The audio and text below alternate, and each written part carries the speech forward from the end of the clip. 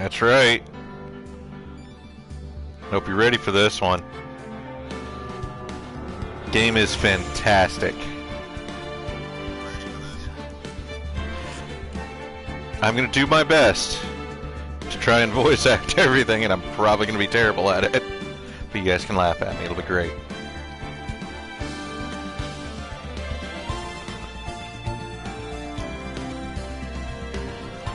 Well, let me just go ahead and send everything out. We're gonna give it just a second for people to start showing up.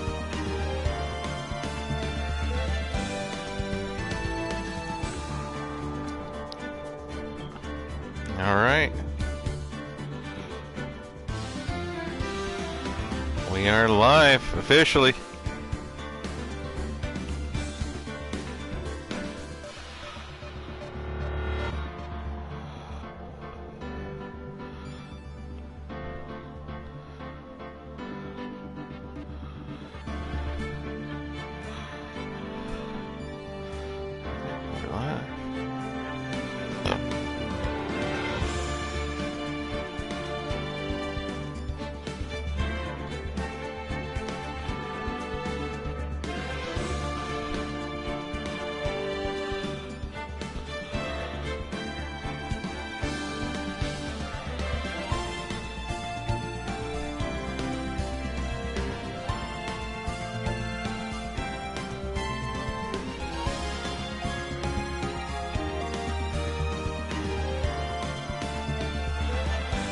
Alright.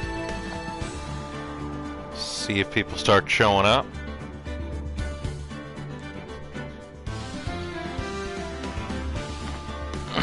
The soundtrack of this game is fantastic. Always has been.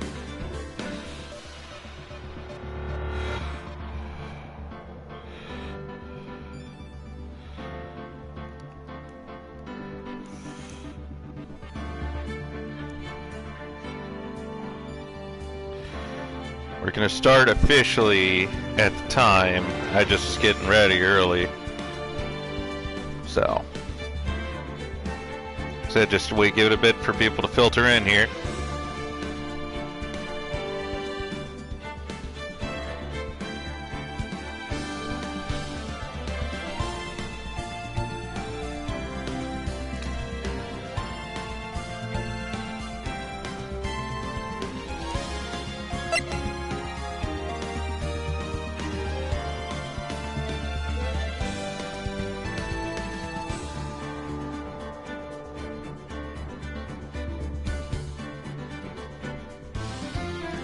Now, how many comments are we going to get of people saying, objection? Objection!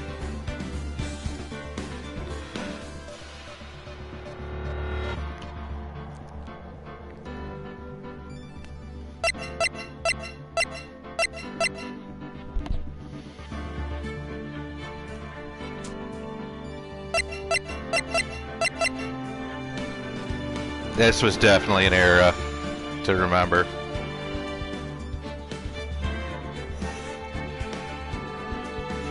(2014).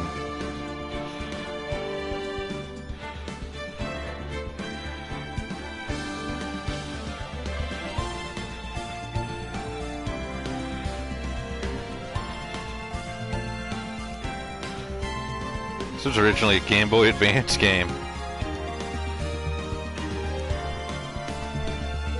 It holds up though.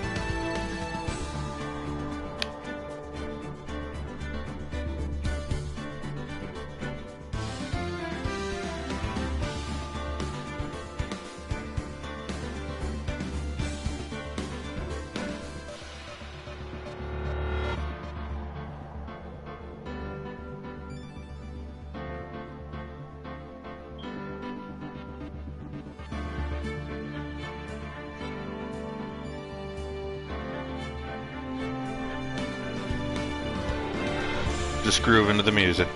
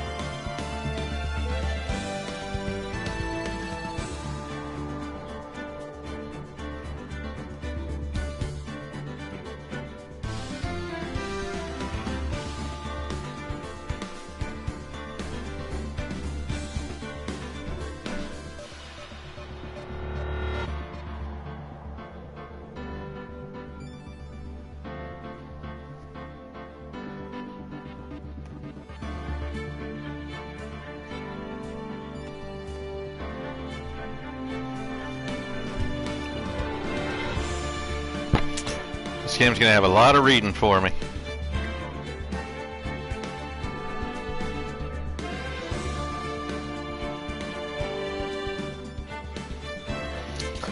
Give it about 9 more minutes, then we start.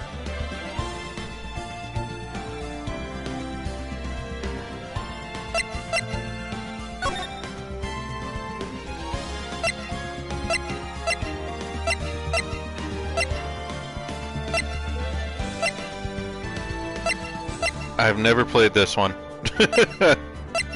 I beat this one, I played this one, didn't beat it, never played this one. But I remember I like these games. They're great. So we're going to be doing Ace Attorney.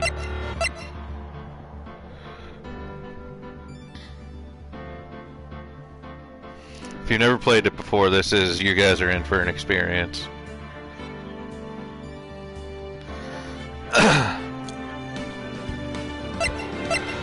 Alright.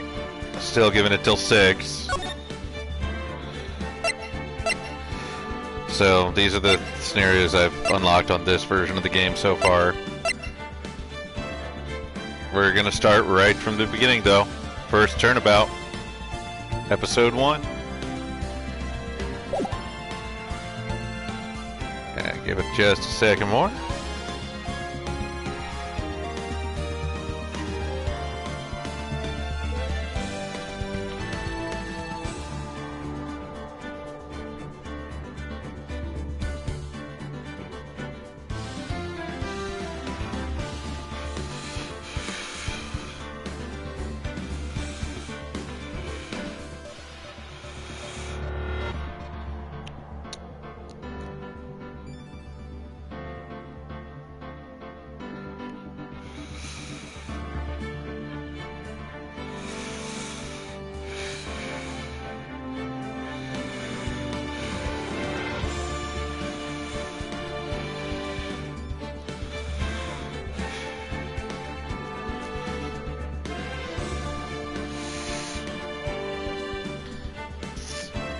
Trying to think of voices for every single character gonna come across. I already know the voice I'm gonna use for one of them. I'll be the second episode.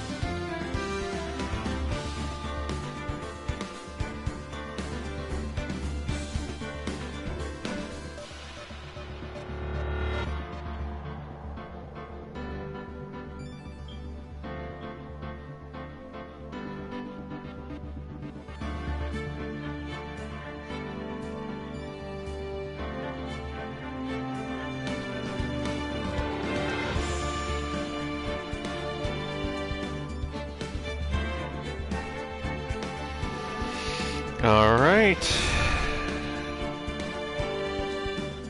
4 more minutes.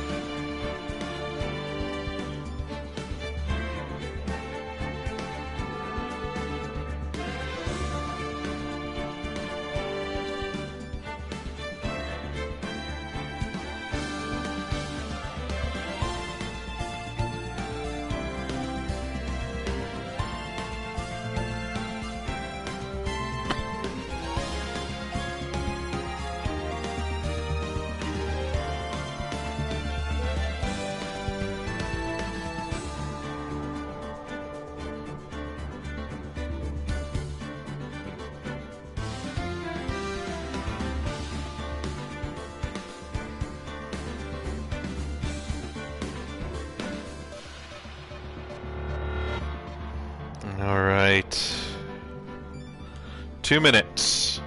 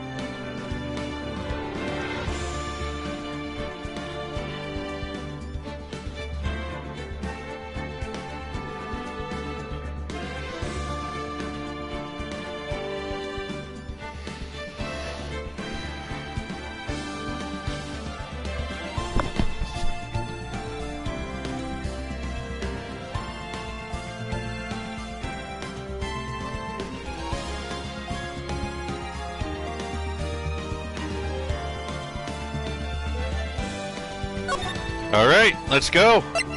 Starting with the first case. First turnabout. Yep.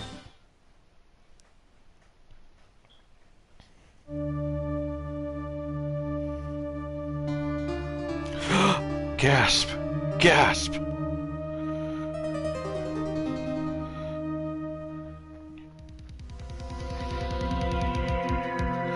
Damn it! Why me? I'm giving him Skeletor's voice. I can't. Not like this. I've got to find someone to pin this on. Someone like him. Welcome, Fabian. No. Oh, so you are overseeing the Johnny Depp trial in this case. A little more than that. August 3rd, 9:47 a.m. District Court, Defendant Lobby, number 2. Objection! Overruled! Boy, I'm nervous. Right! I can't do girl voices. Oh, hiya, Chief! Woo! I'm glad I made it on time. Well, I have to say, Phoenix, I'm impressed. Not everyone takes on a murder trial right off the bat like this. I say a lot. It says a lot about you and your client as well. Thanks.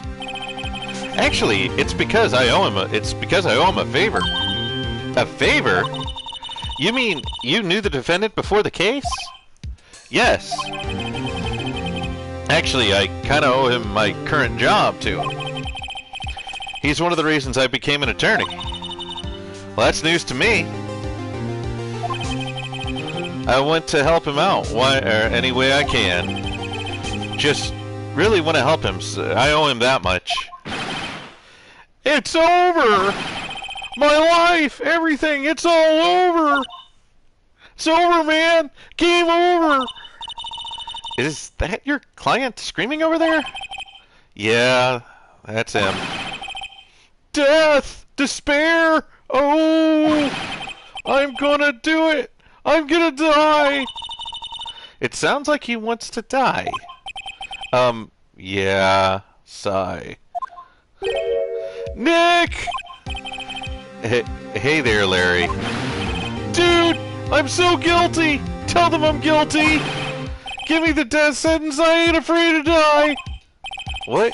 What's wrong, Larry? Oh! It's all over! I'm finished! Finished! I can't live in a world without her! I can't! Who took her away from me, Nick? Who did this? Oh, Nick, you gotta tell me who took my baby away. The person responsible for the girlfriend's death. The newspapers say it was you.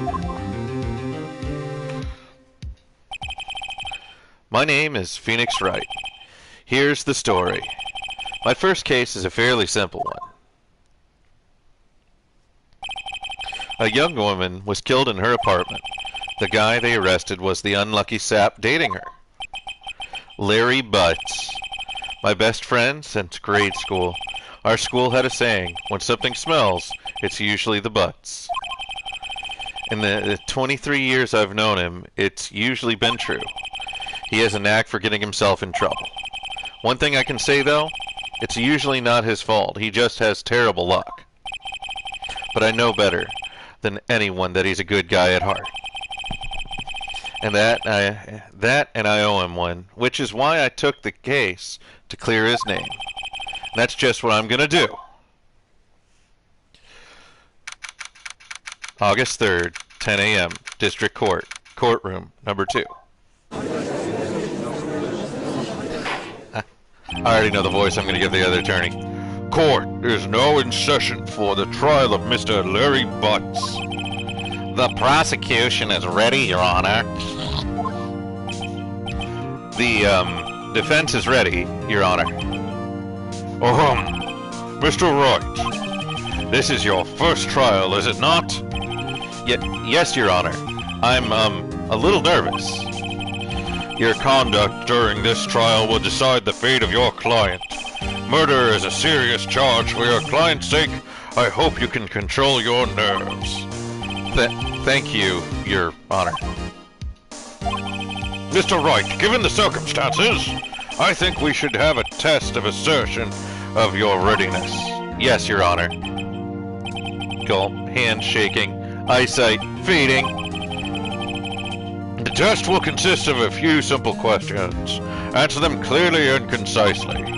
Please, state the name of the defendant in this case. Phoenix Wright. No, Larry Butts. The defendant? Well, that's Larry Butts, Your Honor. Correct. Just keep your wits about you and you'll do fine. Next question. This is a murder trial. Tell me, what's the victim's name? Woo, I don't know that one. Glad I can, I read the case report over, cover to cover so many times. It's, wait, uh-oh. Oh, no. No way, I forgot! I'm drawing a total blank here! Phoenix, are you seriously, are you absolutely sure you're up to this? You don't even know the victim's name. Oh, the victim, of course, I know the victim's name. I just forgot temporarily. I think I feel a migraine coming on. Look, the victim's name is listed in the court record. Just press the R1 button to check it at any time, okay? Remember to check it often. Do it for me, please. I'm begging you. Mr. Wright, who is the victim in this case? I already know it, but I'm going to show you guys. You press to pull this up, switch to profiles. There she is, Cindy Stone, age 22, victim of the case. A model. She lived in the apartment by herself. So it's Cindy Stone. The victim's name is Cindy Stone. Correct. Now, tell me, what was the cause of death? She died because she was... okay. Autopsy report. Cause of death, loss of blood due to blunt trauma. Hit with a blunt object. She was struck once by a blunt object. Correct. You've answered all my questions. I see no reason why you shouldn't proceed. You seem much more relaxed, Mr. Wright. Good for you. Thank you, Your Honor. Because I don't feel relaxed, that's for sure. Well then, first, a question for the prosecution. Mr. Payne. Yes, Your Honor. As Mr. Wright just told us, the victim was struck with a blunt object. Would you explain to court just what the object was? The murder weapon is this statue of the thinker. It was found lying in the floor next to the victim. I see. The court accepts it into evidence. a statue added to the court record. Right. Be sure to pay attention to any evidence added during the trial. That evidence is the only ammunition for the court you have in this court. I bit the bullet and bought an iMac online. Can't deal with the laptop anymore. Good man. I need to get a new PC. How much do iMacs go for anyway?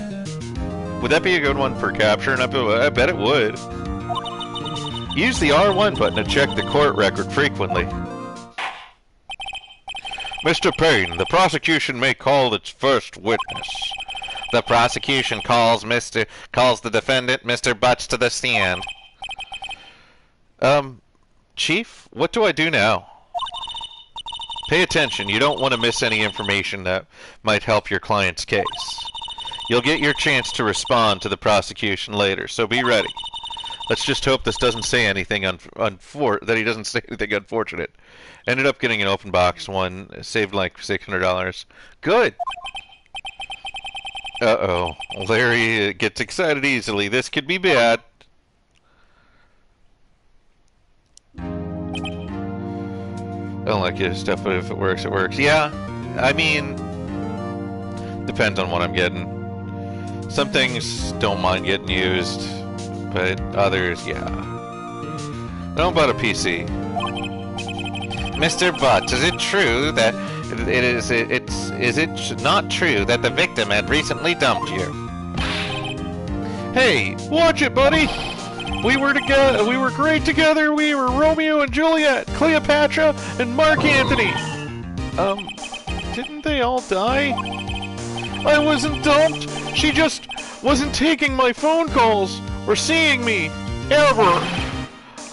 What's it to you anyway? Mr. Butts, what you describe is generally what we mean by dumped. In fact, she had completely abandoned you, and you were seeing other men. She just returned from overseas with one of them the other day before the murder. What do you mean, one of them?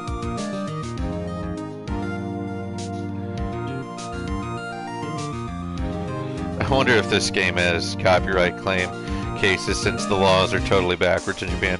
Not that I know. I think because this is also a Capcom game, so I imagine, and they're pretty lax on copyright though. They're usually not too bad, but maybe I'll have to look into it. Maybe the music, but don't see it. What do you mean, one of them? Lies! All of it lies! I don't believe a word of it! Your Honor, the victim's passport. According to this, she was in Paris until the day before she died. Passport added to the court record. The victims apparently arrived home from Paris on July 30th, the day before the murder. Indeed. She appears to have returned the day before the murder. Dude, no way. The victim was a model, but did not have a large income. It appears that she has several sugar daddies. Daddies? Sugar? Yes, older men who gave her money and gifts.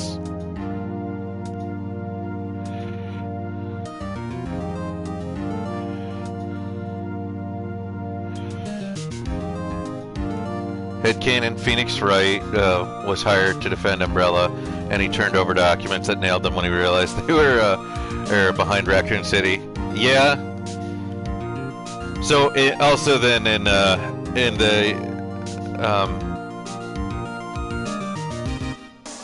so also in Resident Evil universe, then that would mean that LA looks exactly like Tokyo. Yes, older men who gave her money and gifts. She took their money and used them to support her lifestyle. Dude. We can clearly see what kind of woman this Miss Stone was. Precisely. Tell me, Mr. Butts, what do you think of her now? Right. I don't think you want him to answer that question. Yeah, Larry has a way of running his mouth in all the wrong directions. Should I stop him from answering? My clan has no idea, had no idea the victim was seeing other men. The question is irrelevant to this case. Oof, Lance. Dude, Nick, what do you mean irrelevant? The cheating she-dog. I'm gonna die. I'm just gonna drop dead. And yeah, when I meet her in the afterlife, I'm going to go to the bottom of this. Let's continue with the trial, shall we? I believe the accused motives are clear in this, clear to everyone. Doesn't he just look like a character that would have that voice? Never played any of these. Always heard about them, though. They are good. Yes, quite. Oh boy, this is not looking good. Next question. You went to the victim's apartment the day of the murder, did you not? I should really finish this game. It's great. Gulp? Well, did you or did you not? Well, maybe I did, and maybe I didn't. Uh-oh, he went. What do I do? Have him answer, honestly. Yes, Nataku is having a lot of fun dubbing the subbed anime. I'm doing my best. We'll see how long my voice gives for this one. I think I can do good as long as I don't overdo it. Yeah, I'm gonna have him answer, honestly. I know. I'll send him a signal. Tell the truth. Yeah, I was there. I went. What console is this on? This one's on PlayStation 4. It's also available on the Xbox. But yeah, it was originally a Game Boy Advanced game. My voice. Well, you don't have to do the voices. I'm just doing it for fun. Order. Well, Mr. Butts. Dude, chill. She was home, man. She wasn't home, man. So, like, I didn't see her. Your Honor, the defendant is lying. I would though, and then regret it. Like I'm going to, I'm sure. Lying?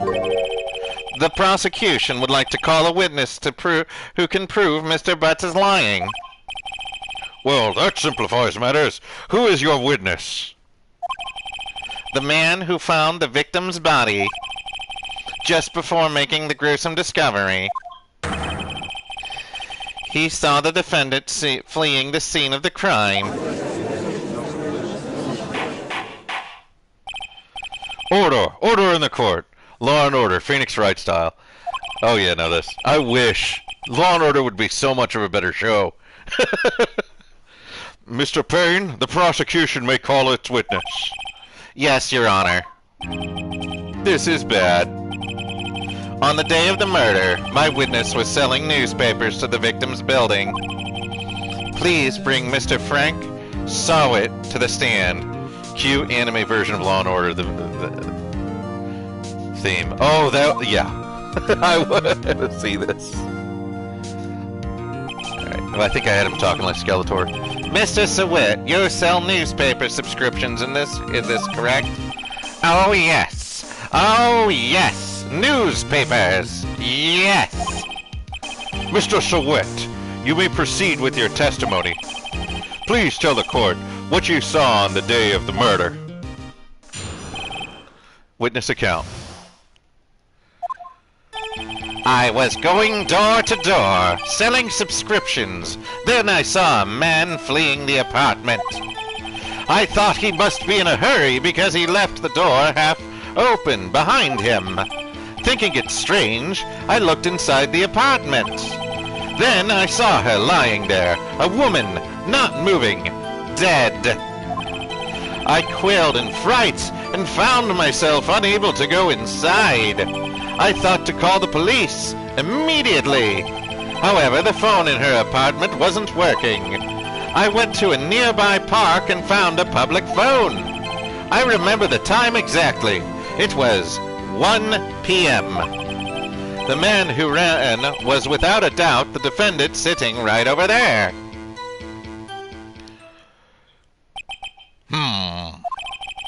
Larry, why didn't you tell the truth? I can't defend you against a testimony like that. Incidentally, why wasn't the phone in the victim's apartment working? Your Honor, the time of the murder, there was a blackout in the building. Aren't phones supposed to work during blackouts? Yes, Your Honor. However, some cordless phones do not function normally. The phone that Mr. Sawit used was one of those. Your Honor, I have a record of the blackout for your perusal. Electricity in Miss Stone's building was out from noon to 6 p.m. on the day of the crime. Now, Mr. Wright. Yes, Your Honor. You may begin your cross-examination. Cross-examination? Your Honor? All right, Wright. This is it. The real deal. What exactly am I supposed to do? Why, you exposed the lies in the testimony the witness just gave. Lies? What? He was lying? Your client is innocent, right? That witness must have lied in his testimony. Or is your client really guilty? How do I prove he's not? You hold the key. It's in the evidence. Compare the witness testimony to the evidence at hand. There's bound to be a contradiction in there. First, find contradictions between the court record and the witness's testimony. I wasn't a Star Wars I want a Star Wars versus just imagine the awesome stupidity that would happen. Oh yeah! Oh my god! Palpatine gets to be the judge!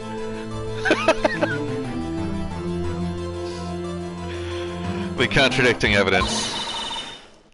I wonder if Fabian streams this, I wonder which character is gonna have the Palpatine voice. I have a guess. Present it and rub it in the witness's face. Okay. Open the court record with the R1 button and point out the contradiction in the testimony. I already know the contradiction. You guys are gonna find out. So, he's gonna repeat everything he said here. Palpatine would have multiple appearances. I wonder which one's gonna be Arnold. Who'd be the prosecutor? Every time! No, there's a specific prosecutor I think that Palpatine would be. But, yeah. Because it'd be perfect for him, and I'm probably going to try and do the Palpatine voice for him, too. Oh, yeah, he's repeating everything he said. So, I'm not going to read it here, because I've already did.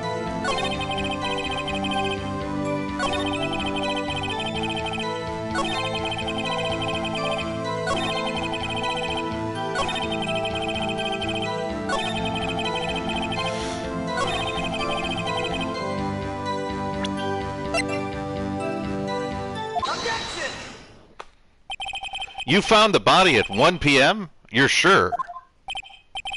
Yes, it was at 1 p.m. for certain. I lied. Darth Vader on the stand. I lied. Frankly, I find it hard to believe. Your statement directly contradicts the autopsy report. The autopsy notes the time of the death sometime after 4 p.m. There was no body to find at 1 p.m. How do you explain this 3-hour gap? That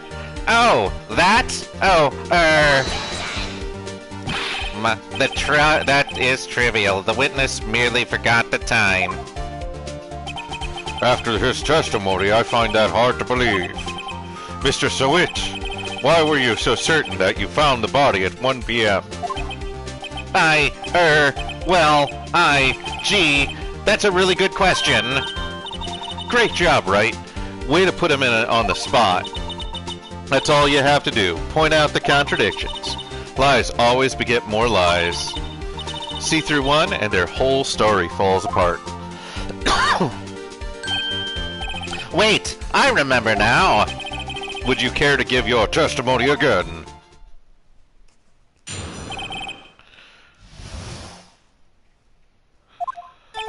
You see, when I found the body, I heard the time. There was a voice saying the time. It was probably coming from the television. Oh, but it was 3 hours off, wasn't it? I guess the victim must have been watching a video or of a taped program. That's why I thought it was 1 p.m. Terribly sorry about this misunderstanding. Except, well, you'll see. I see. You heard a voice saying the time on a taped program. Mr. Wright, you may cross-examine the witness. Right. You know what to do. I got this one. The time of discovery. Found the body. I heard the time. There was a voice saying the time. It was probably coming from the television. Objection! Hold it right there! The prosecution has said that there was a blackout at the time of the discovery. And the recorder... Mace Windu says, "Objection, Your Honor! The witness forced himself on my client." The judge says, "He didn't force himself on her, on my client. He merely used the force." And the record proves it. Huh? You couldn't have heard the television or a video. Gah! The defense has a point. Do you have an explanation for this, Mr. Sawit? No, I find it quite puzzling myself. Quite. Wait, I remember now. Mr. Sawit? The court would prefer to hear an accurate testimony from the very beginning. These constant contradictions are harming your credibility. And you seem rather distraught. My apologies, Your Honor. It must have been the shock of finding the body. Very well, Mr. Sawit. Let's hear your testimony once more, please.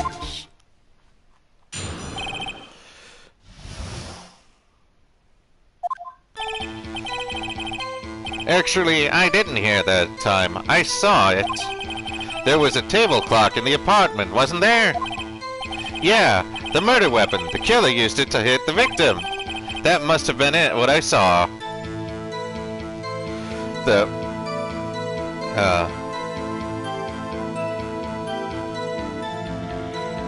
closest thing we have to this game in real life is current Johnny Depp and Amber Heard trial.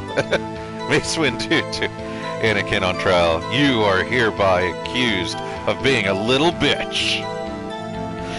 You know, Fabian said the same exact thing at the beginning of the stream.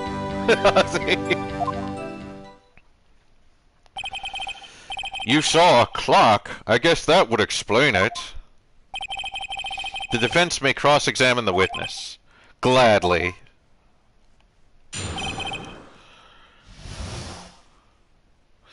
The clones are hereby due to not being aware of their actions. Yep. Actually, I didn't hear the time. I saw it. There was a table clock in the apartment, wasn't there? Yeah, the murder weapon. The killer used it at the victim. Objection! There was a book that put George Lucas on trial for crimes against Star Wars, I remember. Wait just a moment. The murder weapon wasn't a clock. It was this statue. Now, how is this supposed to be a clock? Gah! You, with your objections and your evidence, just who do you think you are? So the court would be corrupt.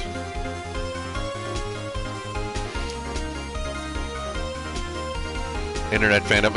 Yeah, pretty much. Just answer the questions, Mr. Sawit. Hey, I saw it there, okay? That's a clock! Your Honor, if I may... Yes, Mr. Payne. Oh, yes, Mr. Payne. As the witness stated, this statue is indeed a clock. The neck is a switch. You just tilt it and it says the time out loud. Right. I am the Senate. No, kind of curious now. Gonna see if I can find it. Yeah, I'm curious too now, Rogue. As it doesn't look like a clock, I submit it as a statue. My apologies. I see. So the murder weapon was a table clock after all. Well, Mr. Wright, it appears the witness's testimony was correct. This is a clock. The next movie, the Imperial Senate, will no longer concern us. Do you have any problems with this testimony? Now, yes. Your Honor, there is a gaping hole in this witness's testimony. The only way he could have known the weapon was a clock is to hold it in his hand, yet the witness testified that he never entered the apartment. Clearly a contradiction. Indeed. The witness knew it was a clock because he... You're lying. You were inside the apartment on the day of the murder. Oh, yeah, prove it. Prove it I was in there. I'll do better than that. I will prove that you were the one who killed her. You struck her with the clock, and in the shock of the blow, triggered the clock's voice. That was the sound you heard. Order in the court. Intriguing. Please continue, Mr. Wright. I love this song, by the way. Kind of interesting. Before the prequels happened, lots of people assumed Palpatine was some kind of humanoid alien because he didn't appear totally human. Yeah. Oh, he had those creepy yellow eyes, too. Yes, Your Honor.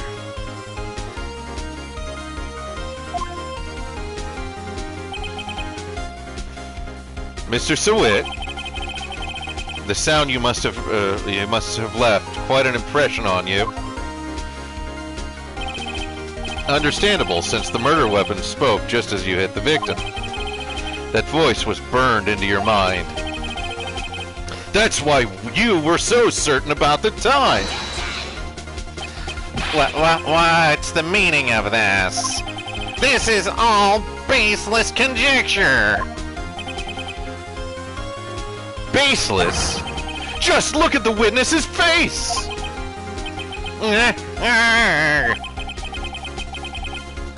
Little did we know it was about, all about Rey an entire time. Oh God. Judge Jar Jar presides over the court in the case of plaintiff Mace Windu versus defendant Anakin Skywalker. So you'd have to defend Anakin against an accusation of, but who would be the attorney? Would the witness care to elaborate? Did you strike the victim with the clock? Yeah, that day, I never... Look, I know the clock, I heard no, I mean... Wah! He just threw his wig at me. Shut up! I hate you!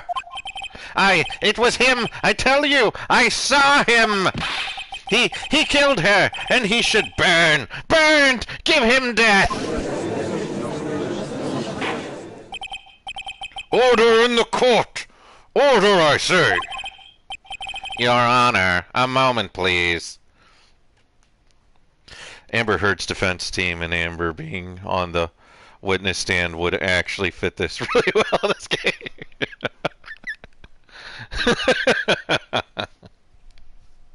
Actually, you're kind of right. There is a shred of evidence supporting the defense's claim. There isn't a shred of evidence supporting the defense's claims. Mr. Wright, Your Honor, you claim the sound of the witness heard from the clock. Do you have any evidence? Yeah, they are generally awful. Not even, but yeah, you're not. It would. Do you have? The whole case is riding on this. I better think of it through carefully. Your Honor, the sound Mr. Sewit heard was definitely this clock. In fact, the fact which is clear if you simply try sounding the clock. Let's sound the clock now, here, in this court. Your Honor, may I have the clock?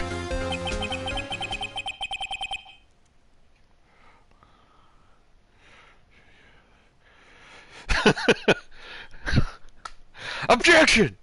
Hearsay! Objection! Hearsay! I asked the court to listen very carefully. They literally injected their own shit, and the judge was like, beep. I think it's... That's strange. Way to announce the time.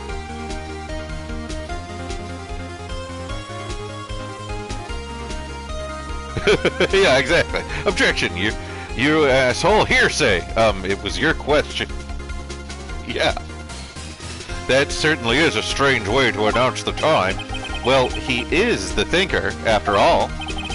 So, we've heard the clock. What are your conclusions, Mr. Wright? I've been watching the trial since it started. Been some high-quality entertainment. Yeah. Mr. Payne, can you tell me what time it is now? It's 11:25. It's 11:25. Ack! As you can see, the clock is exactly 3 hours slow. Precisely the discrepancy between what Mr. Sewit heard and the actual time of death. So, Mr. Sewit, try to talk your way out of this one.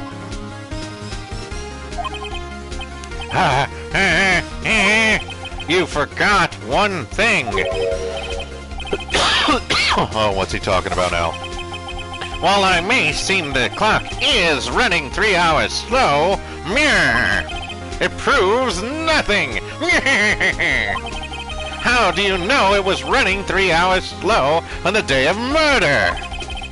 If you can't prove that, you don't have a case. Sorry, I had to inject the Skeletor laugh. It was perfect. I tell you, when they asked he poured himself a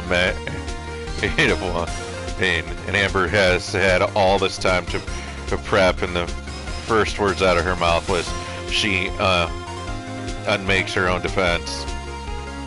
She had me laughing. He's right. How am I going to prove that? Damn it! I was so close!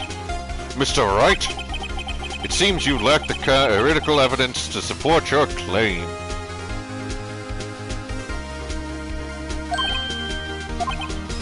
Yes, Your Honor.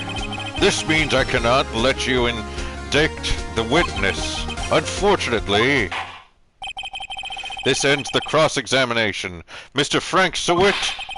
I came all the way down here to testify, and look what happens! You treat me like a criminal! A criminal! You lawyers are slime!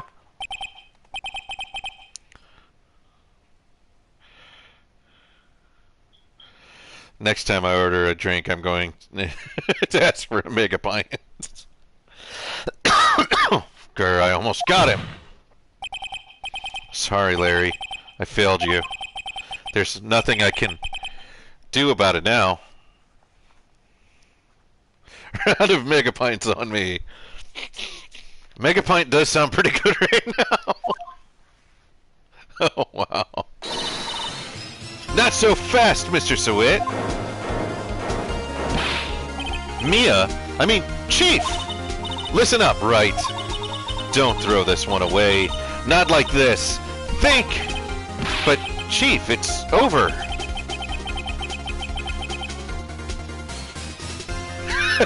You can tell Natako has been practicing his voices in front of the mirror all night. Oh, no.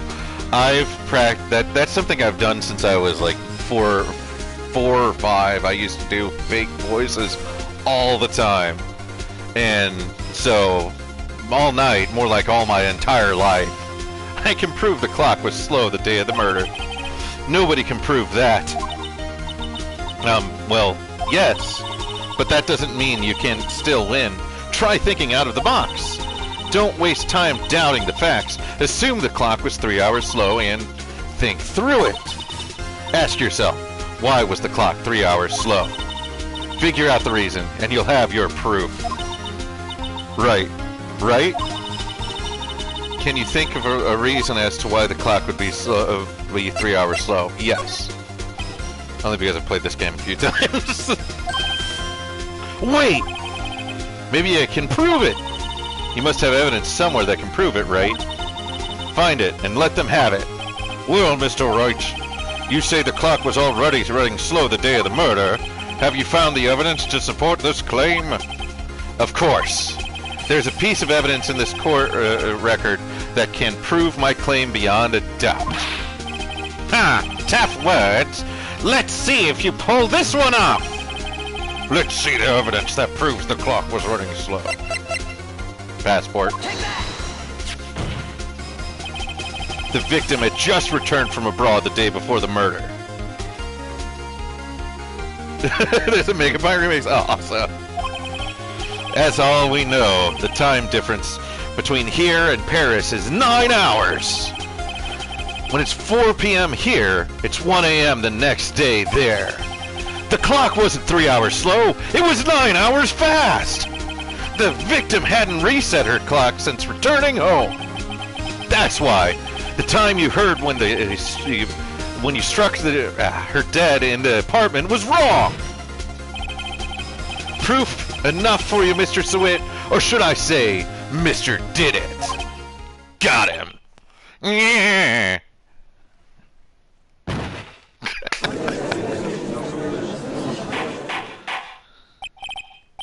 Order! Order, I say! Well, this case was certainly turned out differently than we all expected. Mr. Payne, your witness. He was arrested and has been taken away, Your Honor. Very well. Mr. Wright. Yes, Your Honor. I have to say, I'm impressed. I don't think I've ever seen someone complete a defense so quickly. Judge Judy wishes she was this entertaining. Yes! And find the culprit of this and find the true culprit at the same time. Thank you, Your Honor. At this point, this is only a formality, but this court finds the defendant, Mr. Larry Butts, not guilty. Confetti. I appreciate that, Rogue. And with that, this court is adjourned.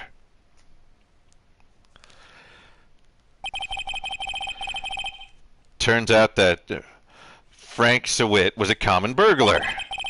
He posed as a newspaper salesman to check and see when people were out of the house. That day, when Larry went to her apartment, the victim wasn't home. After he left, Mr. Sewit let himself in to do his dirty work. While he was searching her place, the victim returned. Flustered, Mr. Sewit grabbed the nearest blunt object he could find.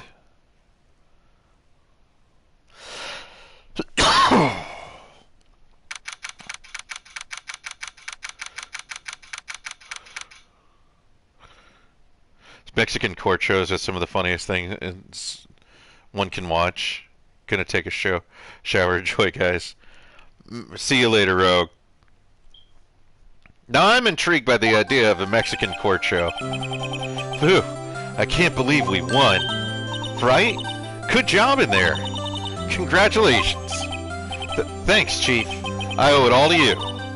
Not at all. Not at all. You fought your own battles in there. Left a like. Thanks, buddy. It's been a while. I've seen a trial end on such a satisfying note. I've never seen the chief looking this happy. If she's this glad, imagine how Larry must feel. My life! It's over! Game over, man! Game over! Larry, you're supposed to be happy. What's wrong now? Oh, Nick! Don't worry about me. I'll be dead and gone soon. Good. Wait, no, I mean bad! Bad! Bad! Larry, you're innocent. The case is closed. But my Cindy Wendy's gone, man. Gone forever. Larry, she was a... Nah, never mind. Congratulations, Harry. Harry? Yes, you. I can practically see the headlines now. Harry Butts, innocent. Thanks. I really owe you one. I won't forget this, ever. Let's celebrate. Dinner, movie, my treat. Oh no, I couldn't.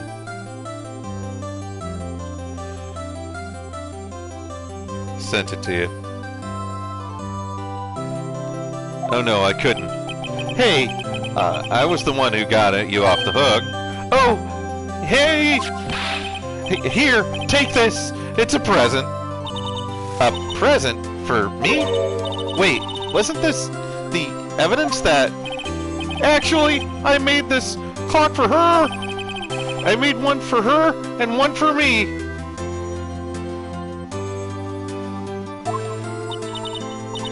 Really? You made this?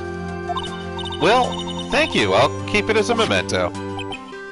Yo, Nick, can you believe it?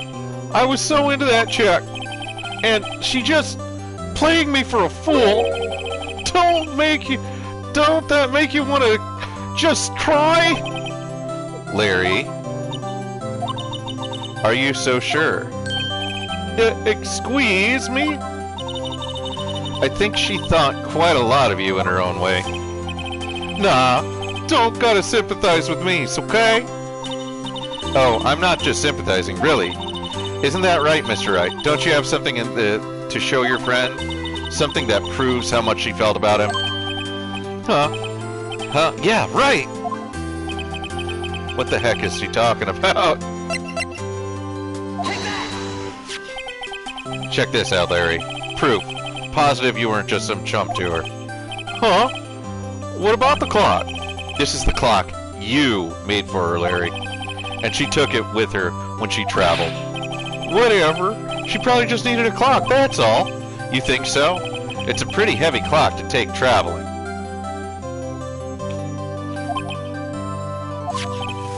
Well, we'll make it we'll make of it what you will.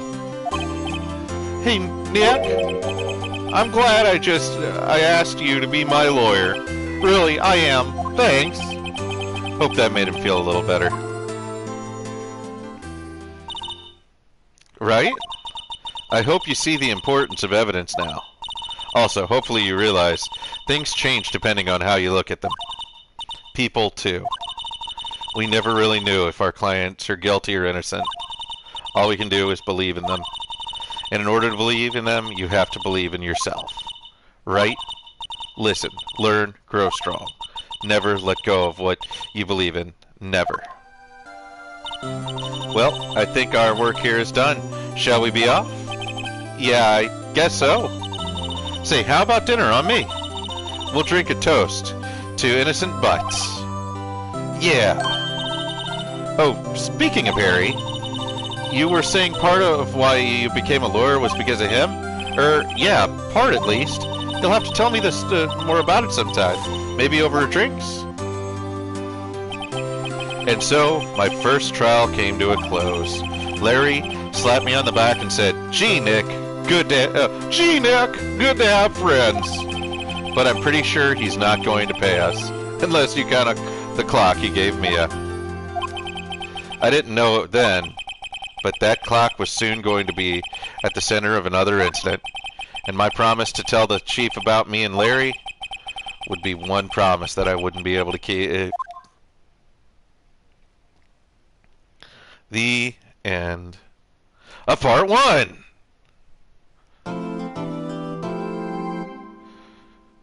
Alright, we're going to save. I played this a little bit previously.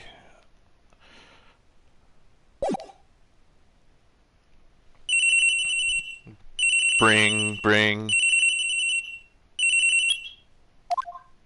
Hello? It's Maya. Hey, Maya, it's me. Mia? What's up? I haven't called you in a while.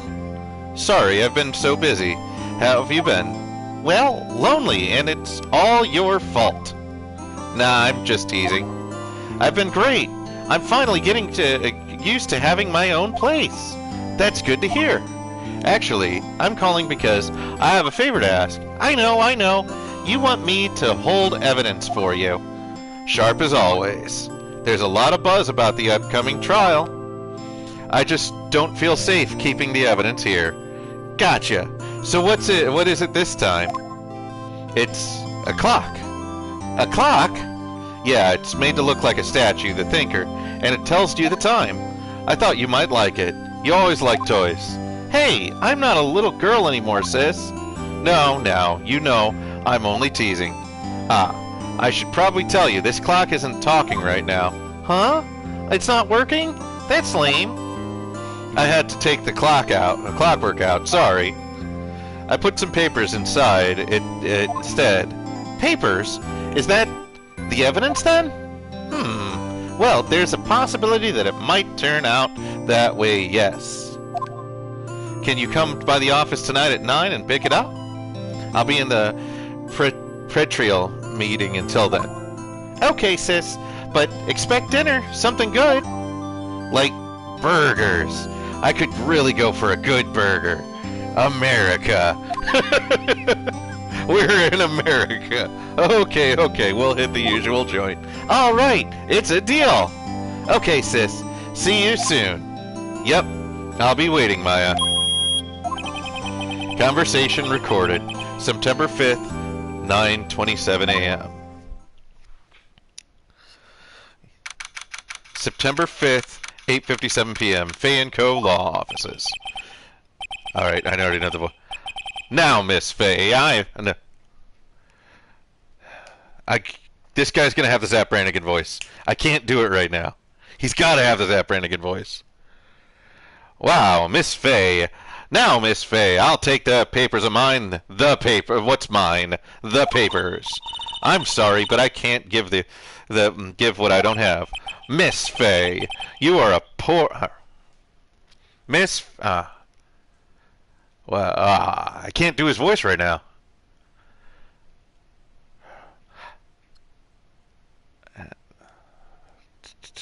I'm not going to be able to do this voice. I am sorry, guys. Miss Fay, you are a poor liar. Why, I see it right here, over there. That must be the thinker, that swallowed those papers. How could you know? Oh ho ho! You are not cogniferous, of my backgrounds. Gathering information is my business, you see. I should have been more careful. Ho ho! My dear Miss Fay, I am so very sorry, but I'm afraid I must ask you for one more thing. Your eternal silence. Farewell, Miss Fay.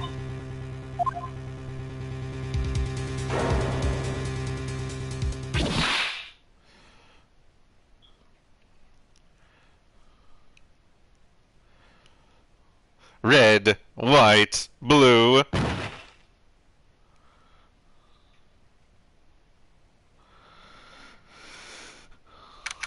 September 5th, 9:08 p.m. Fay & Co. Law Offices. Uh-oh, I'm late. Huh, that's strange. Guess the chief left without me.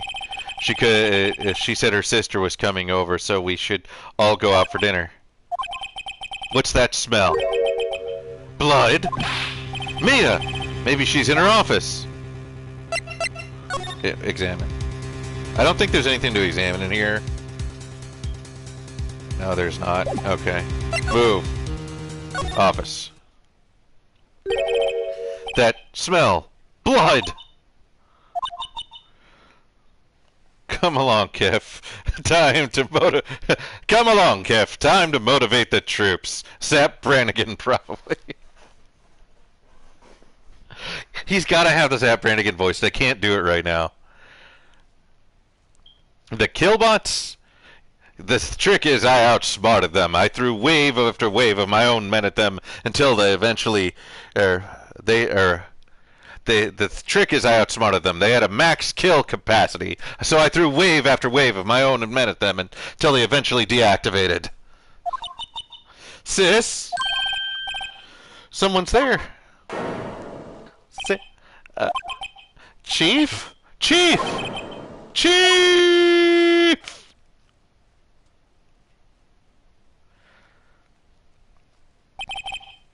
Who are you?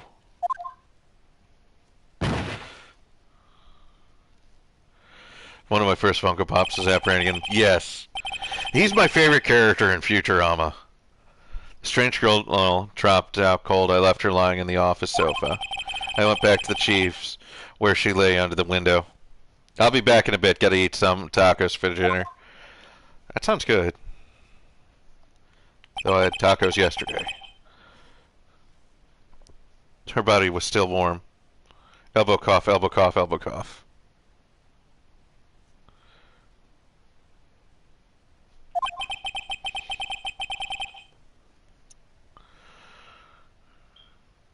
Oh no, Fabian's getting Taco Bell. Yeah, they got the nacho fries back. I could feel it when I held her shoulder. Then, all too quickly, it began to fade away, until finally she was cold.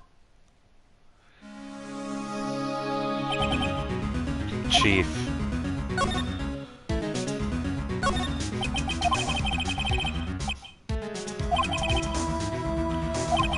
Oh, she probably died instantly. The Thinker, lying next to her, must have been the murder weapon. Thinker added to court record. There's some glass shards near the Chief's body. Not gonna lie, I was pissed when they killed me. Oh yeah, me too. Well, you didn't expect it to happen, like, in the second trial. Not at all. Must be pleased with glass lying and staying in the room. But here's the thing. She does have the mentor curse. Nothing else seems to be like a clue here. A piece of paper. It must have fallen from Mia's hand. What could it be? No clue. No clues here. Okay. A word written in the blood on the scrap of paper. Maya. Did Mia write this? This piece of paper is a receipt from a department store, dated yesterday. Receipt added to court record. I think it's enough to snooping around for now. No, it's not. Better call the police and find out what the girl was doing here. It's encrusted with dried blood. How ironic that this becomes the murder weapon again. Some shards of glass are scattered on the floor. They seem to be remains of the glass light stand. So you played this. Do you think that so Ozzy, you played this? You agree with me that Zap Brannigan is the perfect voice for Mr. White? There's a large building right across from the office. The Gatewater Hotel, a nice luxurious place. I think there's anything else. Her chair. The Chief's chair. A simple, functional design. Feels pretty good to sit in, too.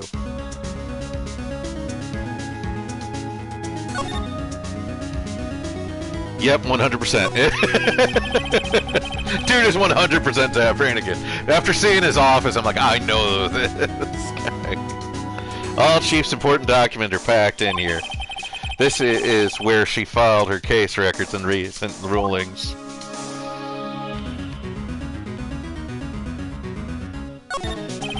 Surprisingly, the Chief was never good with machines. About all she used the PC for was an email. She picked up the ancient model at some garage sale for practically nothing. Oh yeah, I remember when computers looked like that. A perfectly normal office desk. The Chief had a very particular policy about office decor. Spend big on stuff the client used, but keep your own stuff simple. Right. I better call the police. That's funny. A few of the screws in the receiver are missing.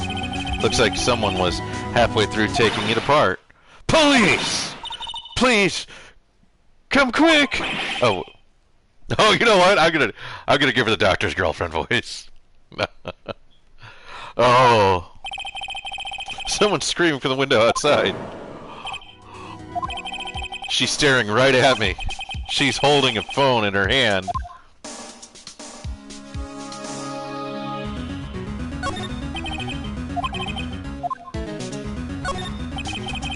The Fay & Co. ledger book. Everything is written in the chief's ultra neat handwriting. It's a small office, but it makes a good bit of money.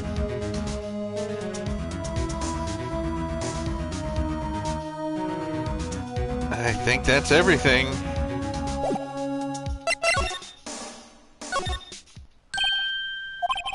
That girl just now. Where did she go? I put her right there, on the sofa. Uh-oh. I hope she didn't run on me. Yipes! Don't scare me like that. Excuse me, but who are you? It's okay, I work here. Maya? I think I stopped the case after this one, I'm not so sure. That one is the Steel Samurai. Maya? Faye? Maya? Faye? Maya? So, Mia was writing this girl's name. Maybe I should show her the receipt. Never thought there'd be use of evidence like this outside the courtroom. What happened? She seems to be in shock. I don't want to disturb her, but I want to know. Excuse me? Can you tell me what happened? He came in. The room was dark. And sis! So she was already dead. So, you're the chief's... Yeah, the the Steel Samurai. That's a fun case. So you get to see Miles. Well, you see Miles in this case. Sister, I'm her younger sister, and you were here visiting this late at night. Yes, she said she wanted me to keep some evidence for her. Evidence? Yes, I was in the clock. It was the thinker. I'm gonna show her my attorney badge. I'm sorry, I've never seen that before. Before Maya died, she wrote a message with her own blood. She wrote it on the back of the receipt. That's my name. Why would she write my name? Please, just calm down. Why would sis write my name? I've done it. Wee woo, wee woo, wee woo, wee woo. The police! Sounds like they're coming this way. Freeze! Police! Alright, I'm Detective Dick Grimshaw. Or Gumshoe. I'm Detective Dick Gumshoe. There we go. You received a report from the building across the way, see? Got a person saying they saw a murder. It must have been the woman I saw. Anyway, I don't want either of you moving an inch, okay? Great. Just great. Maya, wait. She would have... Whoa! Excuse me! This word, Maya here, mean anything to you? That's my name. What? The victim drew this here note on her own blood, see? With a dying breath. She wrote down the killer's name. Killer? I'm not... Case closed. You're coming down to the precinct, ma'am. What?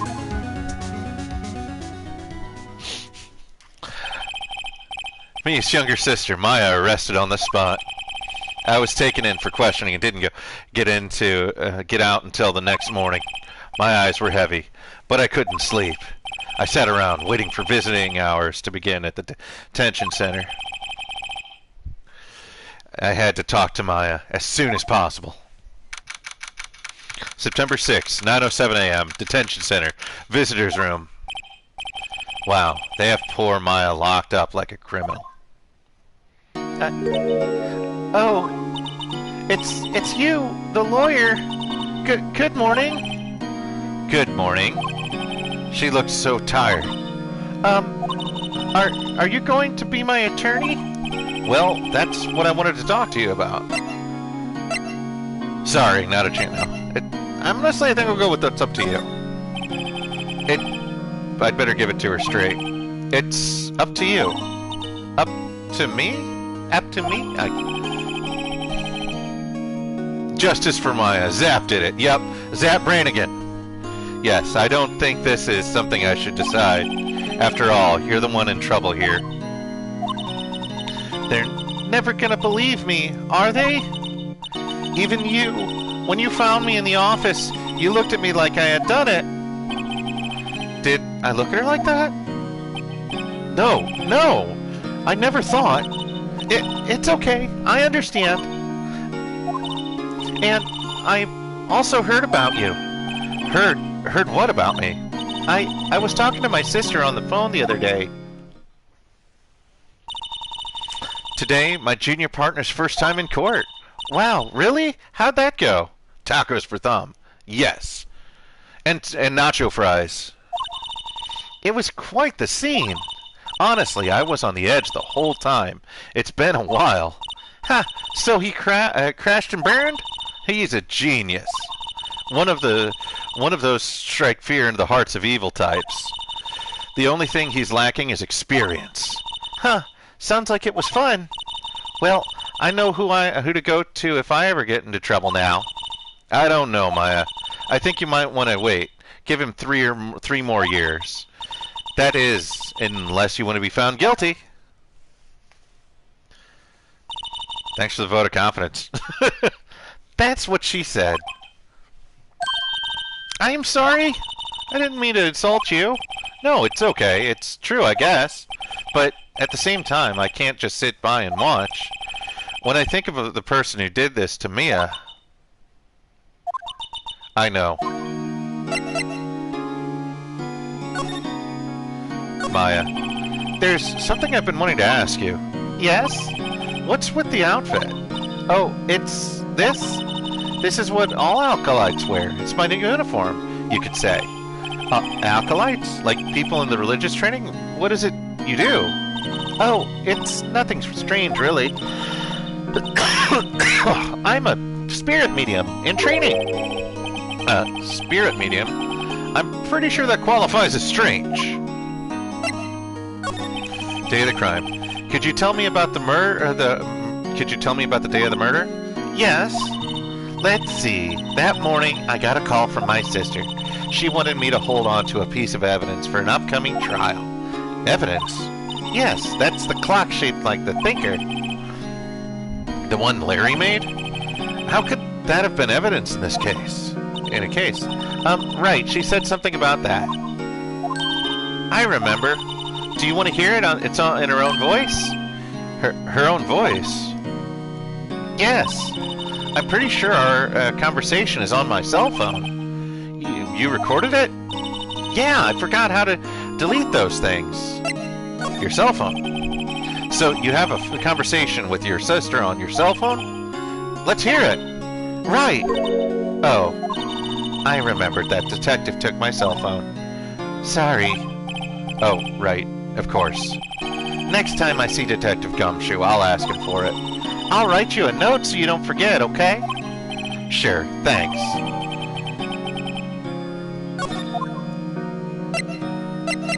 Spirit mediums.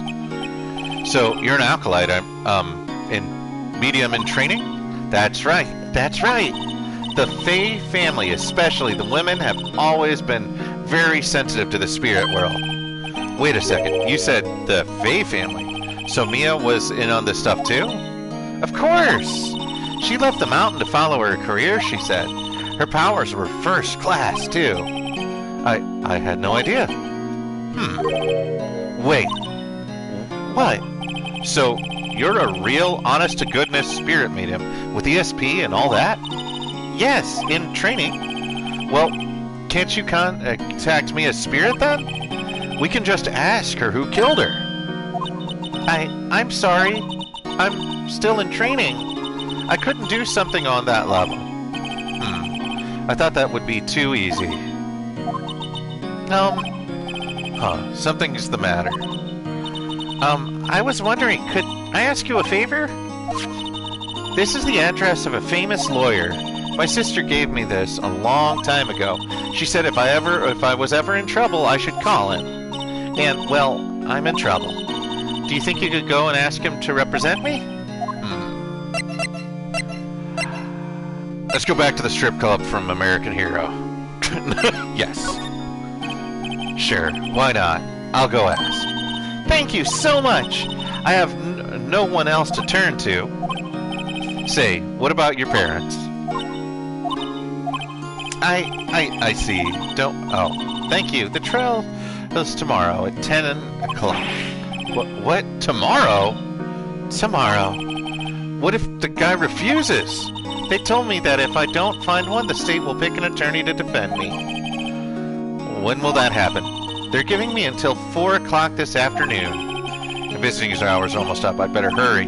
Right, I'll be back. Sorry, I know it must be hard. No, it's okay. I've been doing this last few hours is talking about it. Kind of gotten used to it. Let's see, that morning I got a call from my sister. She wanted me to hold on to a piece of evidence for an upcoming trial. That's the thinker clock that Larry made. It practically qualifies as a serial murderer by now. So then, when did you arrive at the office? It was around 9 o'clock. The lights were off and I could smell blood. Then I found her, my sister. Thanks, Maya. And that's all I need to hear for now. I am going to examine, I think there's only two things to say in this room. Smile for the camera. I examine everything.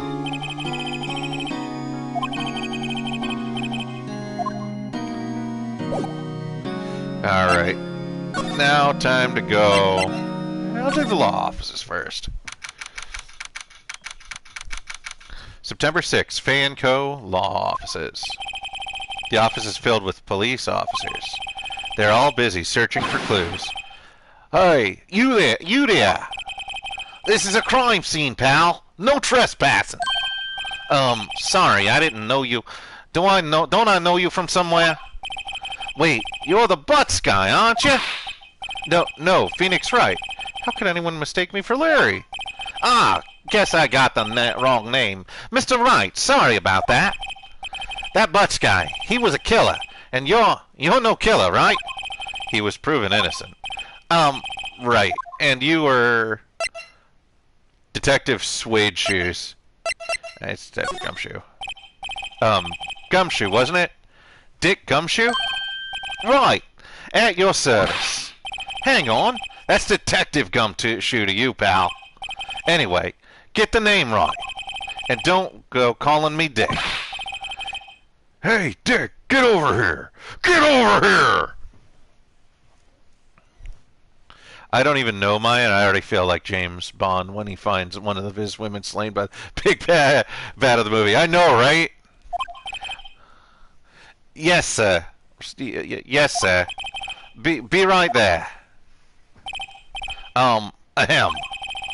You, hello, pal. Right, pal? If you got business here, you'd better do it quick. Phew, he thinks I'm Maya's lawyer. Mia. About Miss Faye, did you do an autopsy? Yeah, you want to know the results, eh? Now don't you look at me like that, pal. It's no use. She might have been your boss, but that doesn't mean you get any special treatment. Alright. You can see the report, but that's all.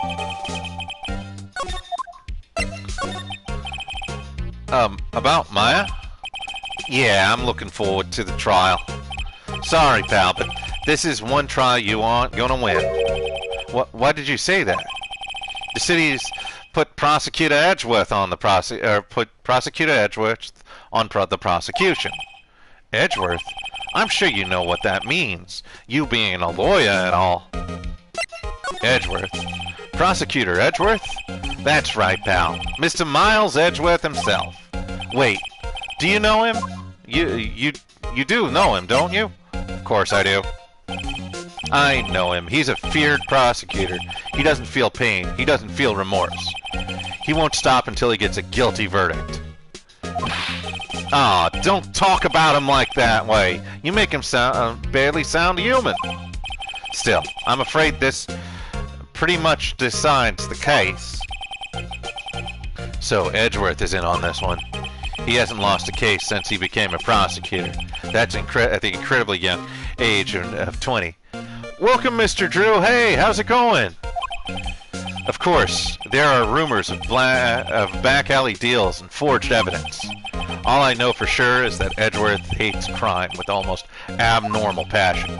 I never imagined it'd be facing him so soon. And I was wondering, did you see my cell phone? Oh, that? Yeah, I have it. I have that. Do you think I could give it back? Sure. I mean, wait a second, pal. Tricky lawyer. Uh-oh, he's on to me. Tell him not so straight. Okay, I can't be straight with this guy, but what should I tell him? Something the matter? Oh, no, that carrying strap on the cell phone. This? It says, the Steel Samurai, warrior of Neo Old Tokyo.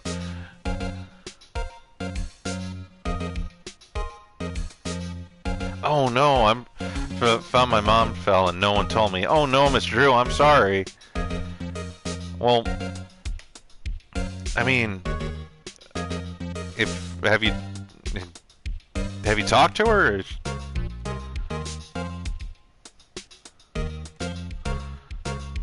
I mean, dude, if I can help, or if being here helps, I hope it does. But yeah, that sucks, man. I'm sorry to hear that.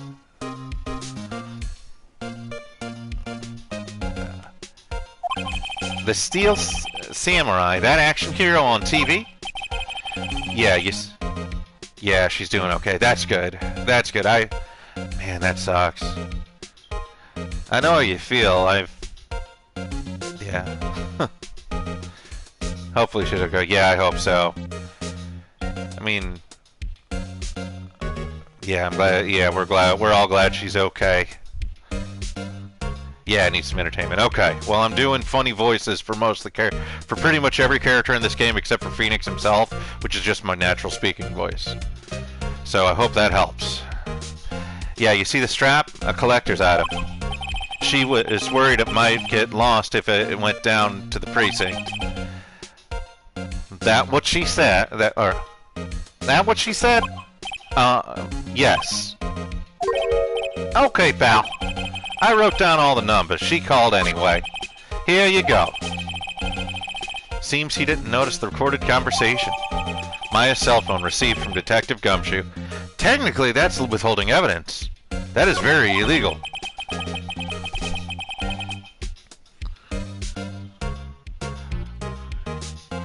My mother's got pneumonia right now. Yeah, pneumonia is no joke either.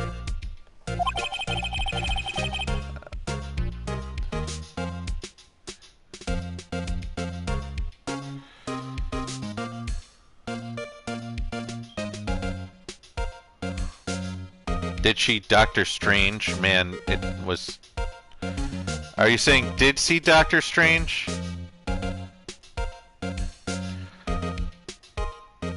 I guess I've got all the questions I need to. You all done, pal? Yes, thank you. I'll be heading out now. Oh, wait. One more thing I wanted to mention to you. I don't suppose you're planning on talking to the witness. Anyway, you better not. No influence in the witness with lawyerly ways, pal. I saw Doctor Strange. Okay.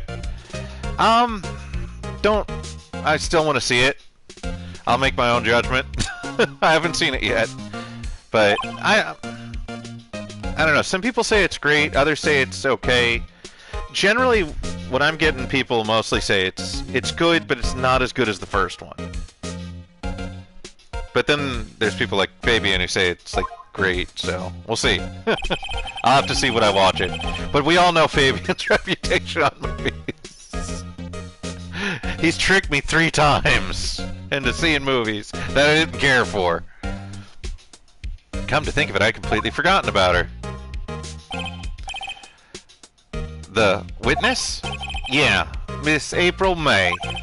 I'm sorry about this, but I can't tell you anything about her. Well, you just told me her name. Miss May, huh? So you've sent her home already, then? That's a lot of pink, yes.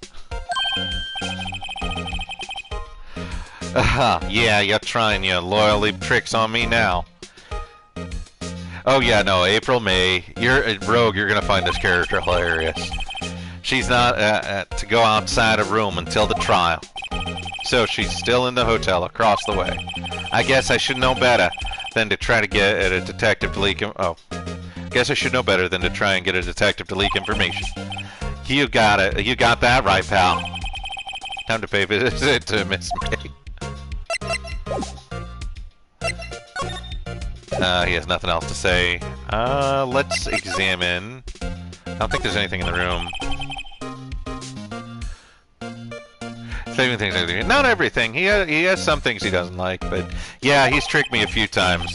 The most notorious one was Birds of Prey, the Harley Quinn movie. My God, that movie was awful. His favorite planet plane. I remember that this bizarre name no one could ever remember.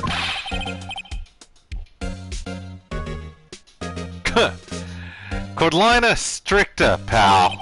Who was that?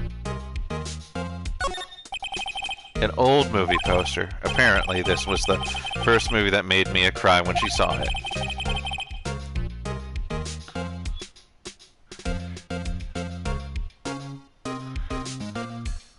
Yeah. Ask him about Dark Fate or holding the clone troopers accountable for their war crimes. What's this Dark Fate you guys keep talking about, Rogue? God, that movie was awful. Okay. You don't kill John Connor. Not 10 minutes into the movie. Not even 10 minutes. Not even 5 minutes in the movie. Right in the opening of the movie. Just get started. John Connor gets blown away. You don't do that.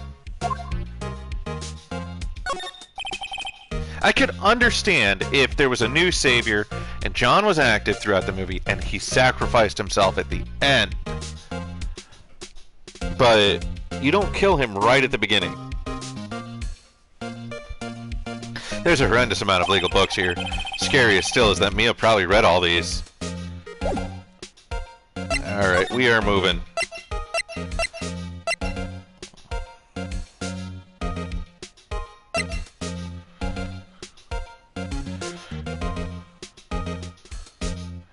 When they killed him that early, yeah. Like how much better would it have been if John Connor was helping the next was like kind of training the next savior?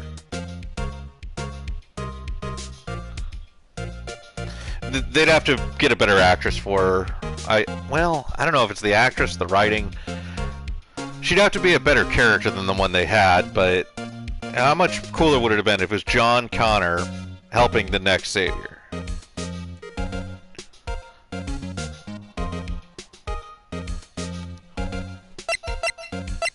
I think he's not in. Let's see.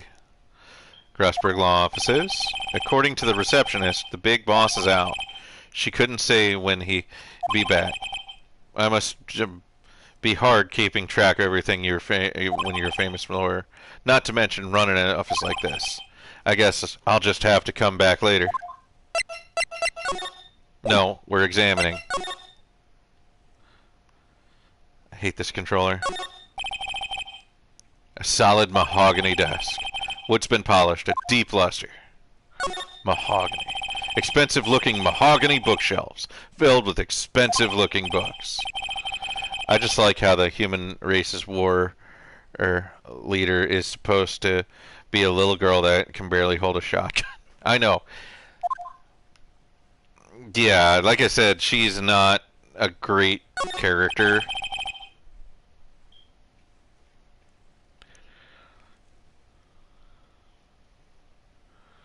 That would be, it makes more sense, but no, they had to completely finish off the franchise by the direction they went. Yeah. Oh my God, Ozzy, it completely, it retroactively ruined Terminator 2. A table for clients. An elegant ebony case. Jeez. If I'm not mistaken, that lighter is made of solid gold. Even I can tell someone here's got money to burn. Yeah, because the ending of Terminator 2 was a damn near perfect movie ending. Then the fact that that 5 minutes after that, yeah, like probably like what, maybe 2 days after that, John Connor gets gunned down. After that ending. That ending, not just the ending of Terminator, that ending of Terminator 2, which was damn near a perfect movie ending. That painting has been bugging me ever since I stepped in here. The oil paint is so thick it's practically giving me a stuffed nose. I'm sure the price is nothing to sneeze at either for the matte. Okay, well, that's it. I've snooped around his office. We're gonna go to the hotel.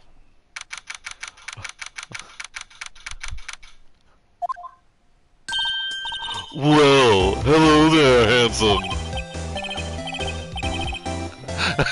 Should I have that be your voice? Oh my God, I'm gonna have that be your voice.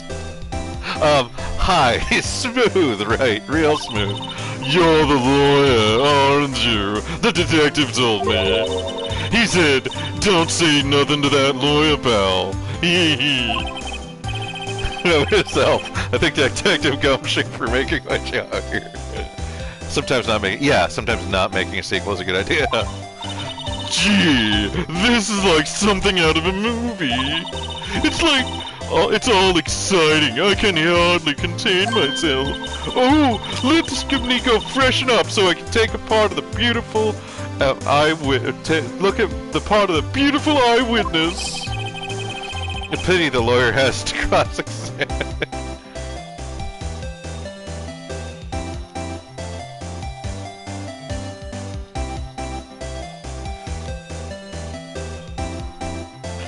Terminator's Achilles heel, besides bad management, Arnold.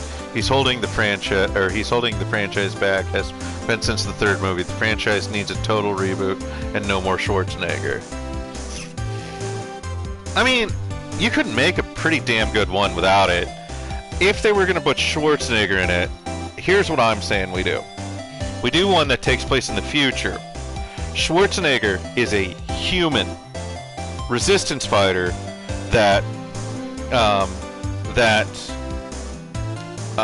Skynet modeled the human form of the T-800 after. That's how I'd do it.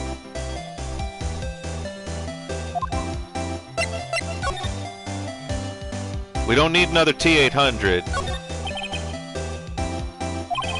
There's a Fay & Co. law office building, of course. You could see the outside of the room pretty clearly from here. I think it would be a little difficult to recognize space from the distance, though. A simple bed. It's been recently made. Nothing eye-catching here. A bottle and 2 glasses are on the table. Somebody must be staying with her. Ah, still Elsene painting. Wait, should that be still life? Whatever. One of these is hanging on the wall. The flowers are fake and as expected. I knew sunflowers and tulips, but that's about the extent of my floral knowledge. There's a screwdriver stuck in this drawer. I wonder what's inside. Let's take a look.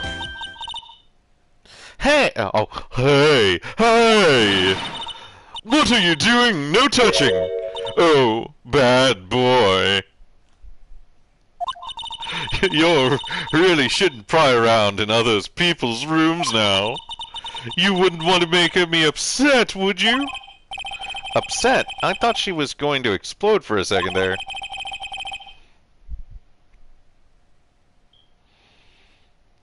The real killer of the franchise is the lousy writing and ideas. Evil, John Connor. What kind of bullshit was that? The problem is um,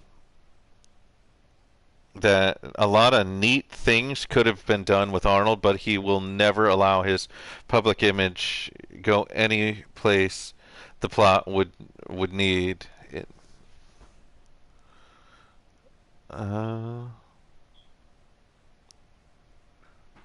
Any place the plot would need it to go. Terminators is supposed to be to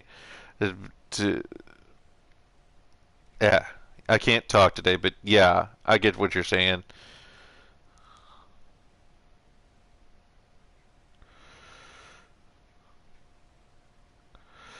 All right. Who brought up Terminator? I don't know. Whenever Terminator comes up, a rant is inevitable, though. I wonder what could be inside the drawer. I'm gonna examine it right here with me. What's inside? I wonder. Cough, cough, cough. Maybe later. What you witnessed. Do you think you could tell me something? I need you to describe what you observed at the time of the incident. I blame Ozzy. Actually, I think it was Ozzy. Oh, observe, incident? You sound like a lawyer in the movies. I like a man with a big vocabulary. Better not encourage her. You know, the thing that happened the other day, the bad thing?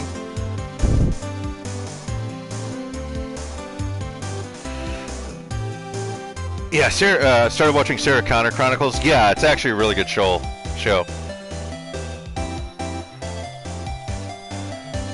The troll from the I blamed Ozzy from.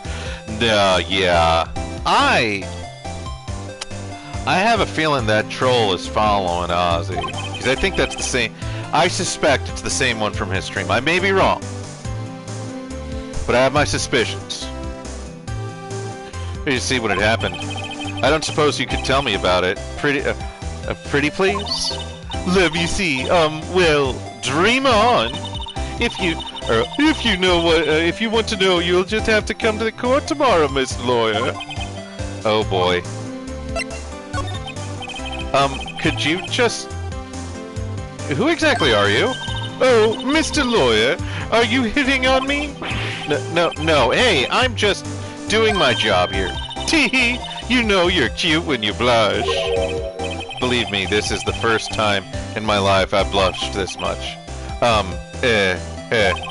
Right. Can you just tell me what it is you do? I know. What is with that lady's arm? I know. Wait, it gets better.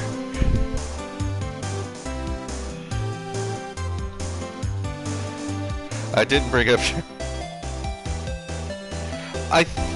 That might not have been. Who did bring up Terminator? Yeah, no, that troll. Well... No, tee-hee, and you had your little hopes up too, didn't you? Oh boy.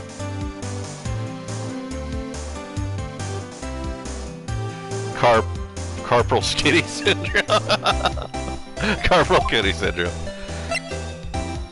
Yeah, I expect her to start saying yeah at the end of every one of her sentences. Yes. I see there are 2 glasses on the table. Is someone staying here with you? Oh, what amazing powers of observation. You must have been one of those famous detectives, like on television. He was a dumbass. He was.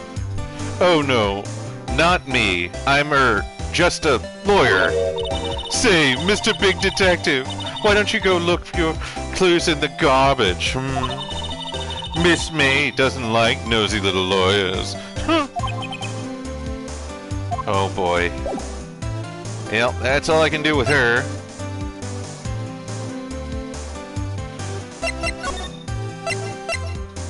I'll go back to the law office. Sounds like Mr. Grossberg is out. Well, maybe I should just wait here for him to come back. What? If that wasn't the most over-the-top clearing of a throat I've ever heard. Oh, so, there you've been. say this has been looking for, or they say you, so you're the one they say has been looking for me.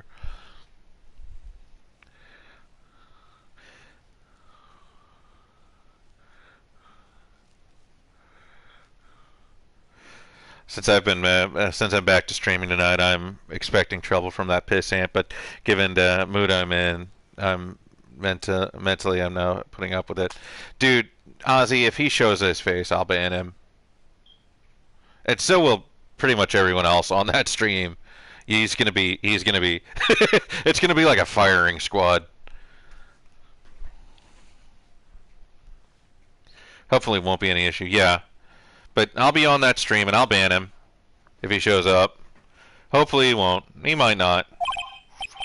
Yes, that's me. He looks even grander than I imagined. That badge on your collar. So you're a lawyer now, are you? Yes. Well, yes. And what do you want? I'm not particularly busy these days. Please proceed. Not busy? Then how come no one could get in touch with you? Something the matter? You came to see the one and only Marvin Grossberg, didn't you? Did you not? Well, I'm here, my boy. What do you want? Out with it! Well, sir, actually it's about Maya Fey. Yeah, no point. Yeah, Ozzy, don't let that troll live rent free in your head. Make him pay. Ah, yes, Maya Fey. Go on. Why the strange reaction? Cha-cha. I'm really quite busy here, son.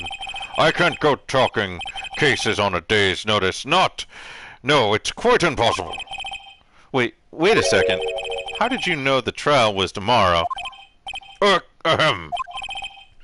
Anyway, I'm afraid it's entirely impossible for me to represent her. Sorry. End of discussion. What's going on? He refused me before I even got a chance to ask him.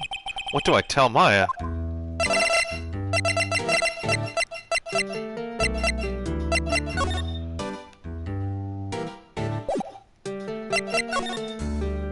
Your refusal. How can you just refuse like that? Please, tell me why you won't take the case. Well, it's just, I'm busy, you see. But the client is Mia Fey's sister.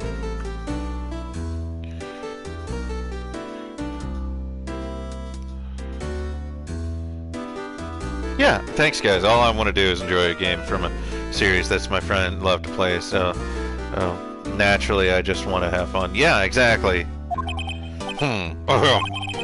Maya trusted you. She knew her sister would be in good hands. Yes, of course, I know that.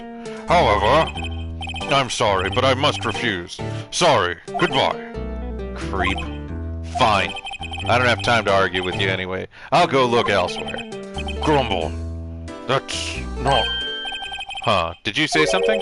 I think not, I said. What do you mean? I'm terribly, terribly sorry. But I'm afraid that no lawyers with their salt will take in on this particular case. Terribly sorry, my boy. Why? I cannot say. I beg your pardon, but could you leave now? I have nothing more to discuss with you. What's going on here? How do you know Mia Fey?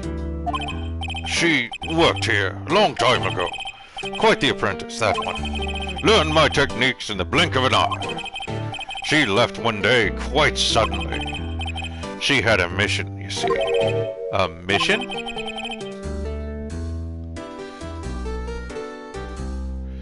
Anyone else seen the pre-order videos and new gameplay videos of Gotham Knights?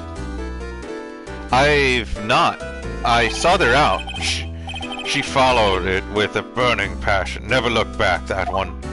I know Fabian was talking about it on was talking about the Gotham Knights on Twitter. I haven't seen the video yet though yet. That's quite a paint. Aha, you noticed. It's my pride and joy. Impressive, isn't it? Well, isn't it? The color, the sky, the hue of the seal, the weave of the straw hat.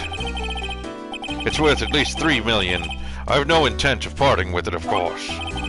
No, I wouldn't sell it, not even to you. I wasn't interested. It's not for sale. Yeah, Batman is going to drool over the Batman Beyond strands. I want a Batman Beyond game.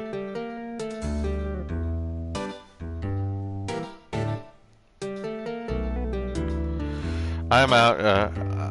I'm out on getting the game since it's now only exclusive to PS5 and Series X. Yeah.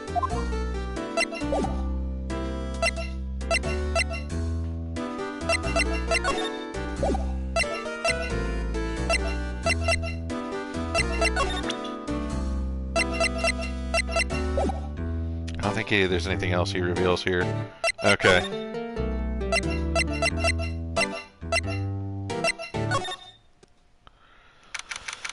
September 6th, 3:42 p.m. Detention Center, Visitors Room. Hiya. Oh, you're back. Did you find the lawyer? Well, what do I tell her? Well, see, just be honest. I really don't think you should use that guy. He didn't seem healthy. He just was all skin and bones. What really happened? You don't mean he refused to help? Or... I see. I've been abandoned then. Your family. What about your family? I only had my sister. My father died when I was very young, and I don't know where my mother is. Don't know? So she could have still be alive? Your mother. The women in my family have been mediums for generations. They say a lot of spiritual power runs in our blood. About 15 years ago, our family was involved in an incident. There was a man, and he ruined our mother's life. Ruined? After that, she disappeared. Several years after that, my sister announced she would become a lawyer, and she left the mountain. So, you live by yourself? Yes, I've gotten used to it. Oh, also, I had to become independent, or I would lose all my powers. Let's say when we win the lottery, I'm not getting one either. I got one. I got the Series S though.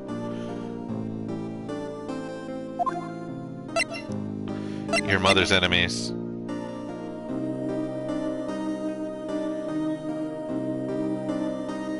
Seriously though, with the console shortage, it's hit me that I may not get a new console. You probably will. It's just going to take some time. If you want one, that is. If you don't, there's nothing wrong with not getting a new console. So, who was the man who ruined your mother? About 15 years ago, there's an unusual murder case. I made quite a stir. Everyone was talking about it, apparently. The police were running out of leads, and they were getting desperate. Wait, they didn't use a spirit medium, did they?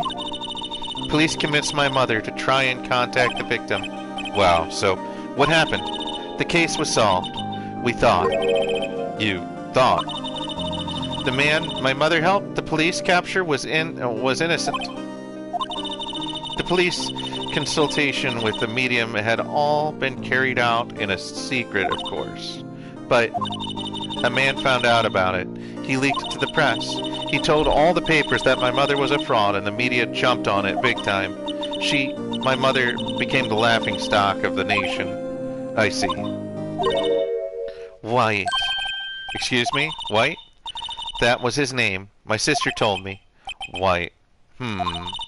Just a little longer now before the state-appointed lawyer comes, I guess. 4 o'clock p.m. Time's up. What should I do? Do I just leave her and go home? Back to the club! I'm sorry, but yes. Back to the club! No. I am totally defending Maya. How can you not? I've made up my mind. I'm going to defend you whether you want me to or not. Why? Why? Well...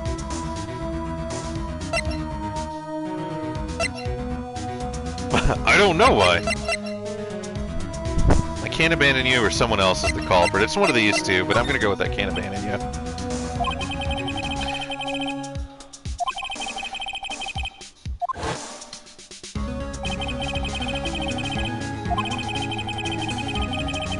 Why? Because someone has to look out for the people who have no one on their side.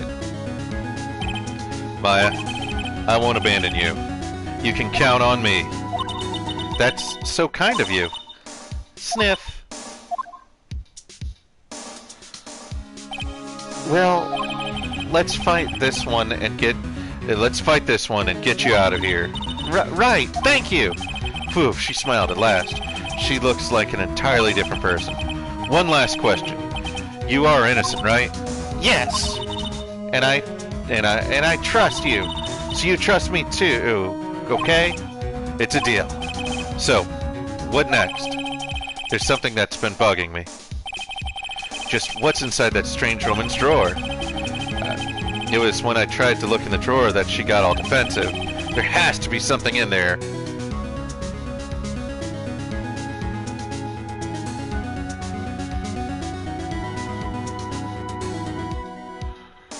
I think it'll be a while before we get the PS6 generation. They'll become available eventually. Yeah.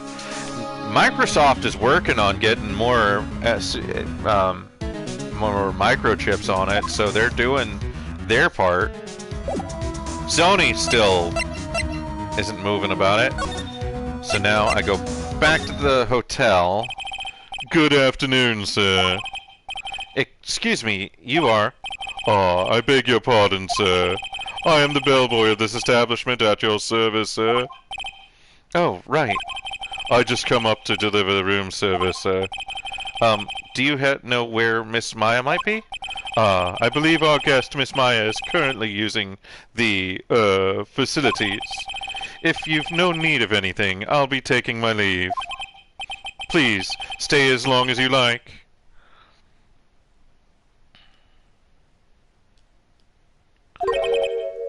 Yeah. Wait, no, hey! Why does it seem like every time I come here I end up embarrassing myself? Wait, now's my chance to snoop around a bit. I almost forgot.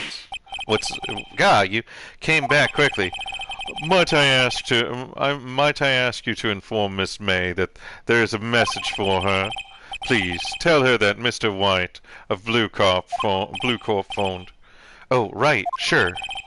Mr. White of Blue Corp? Where have I heard that name? White. That was his name.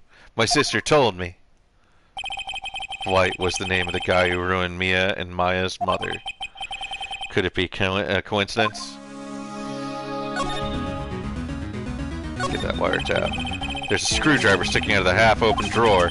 Now's my chance to see what's inside. What do we have here? Ah, a wiretap. What would a woman like her be doing with a thing like this? Wiretap added to court record. Definitely something suspicious about Miss May. Why would she have something like this in her hotel room? There's a story behind all this. I know it. Alright. I'll be using this a bit of evidence in tomorrow's trial, that's for sure. For Maya's sake. I'll get this woman's I'll get this woman's bottom. Wait, I mean, well, you know what I mean. Oh, bellboy, still there? Oh, bellboy, still there? Oh, time to scram. Look forward to tangoing with you tomorrow, Miss May, in court. Oh, such a shit show from what I hear. Another thing I hate about gaming these days, needing to be connected online to just play the game.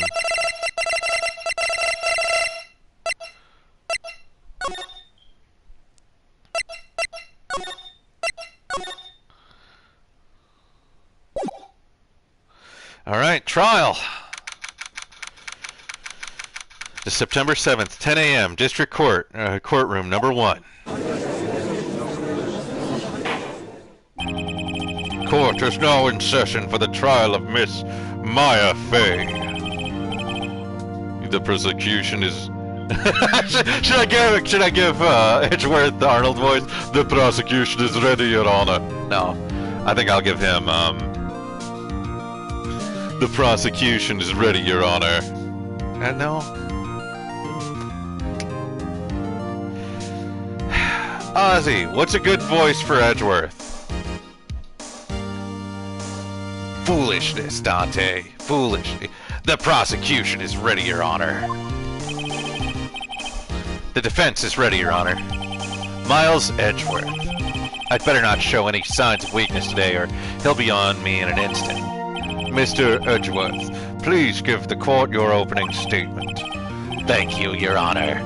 The defendant, Miss Maya Fey, was at the scene of the crime. The prosecution has evidence she committed the murder, and we have witnesses who saw her do it. The prosecution sees no reason to doubt the facts in this case, Your Honor. I see. Thank you, Mr. Edgeworth. Let's begin then. If we may call our first witness, Your Honor. The prosecution calls Chief Officer at the scene, Detective Gumshoe. Witness, please state your name and profession to the court. Sir, my name's Dick Gumshoe, sir. I'm the detective in charge of the homicides down in the precinct, sir. Detective Gumshoe, please describe for us the details of this murder. Very well, sir. Let me use the floor map of the office to explain. The body was found by the window here. And the cause of death? Loss of blood due to being struck by a blunt object, sir.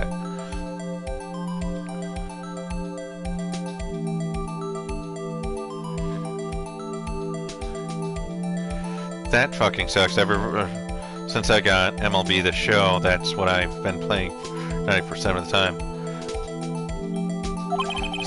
The murder weapon was in a statue of the thinker found next to the body, sir. It was heavy enough to be a deadly weapon, even in a girl's hand, sir. The court accepts the statue as evidence. They're still calling it a statue? Floor plans added to the court record. Now, detective. Yes, sir. You immediately arrested Miss Maya Fey, who was found at the scene, correct? Can you tell me why? Yes, sir. I have hard evidence she did it, sir. Detective Gumshoe, please testify to the court about this hard evidence.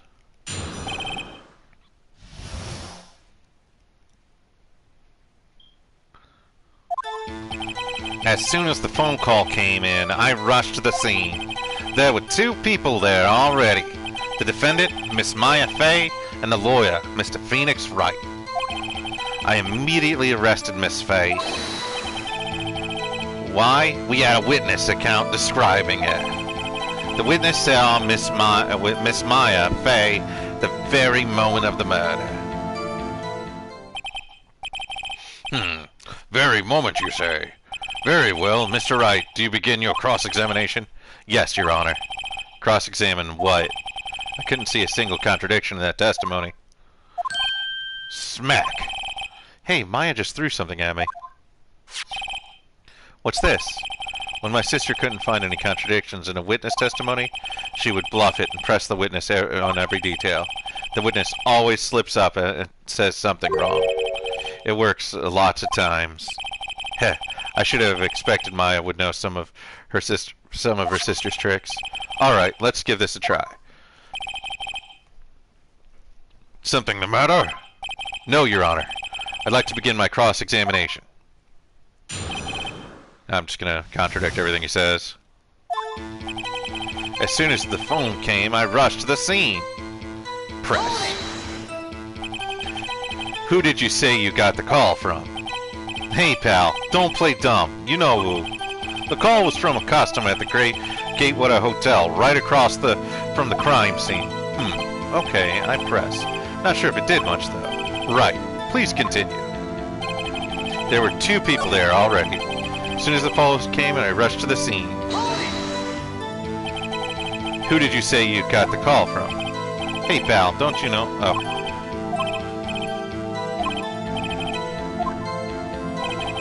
There were 2 people there already.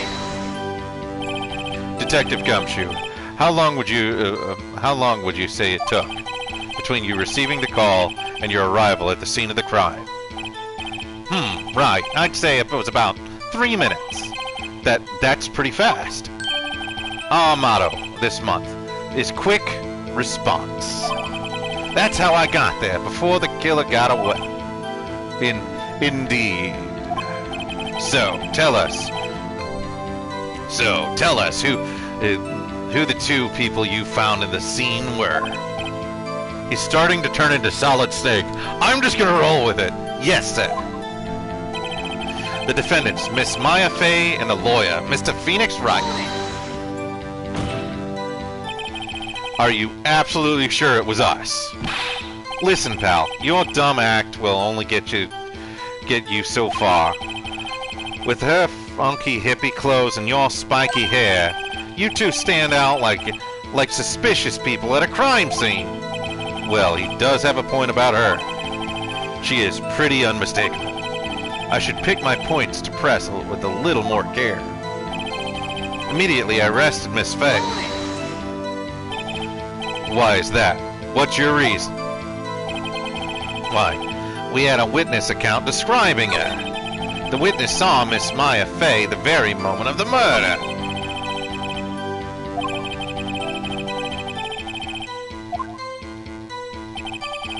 As soon as the phone call came in, I rushed to the scene.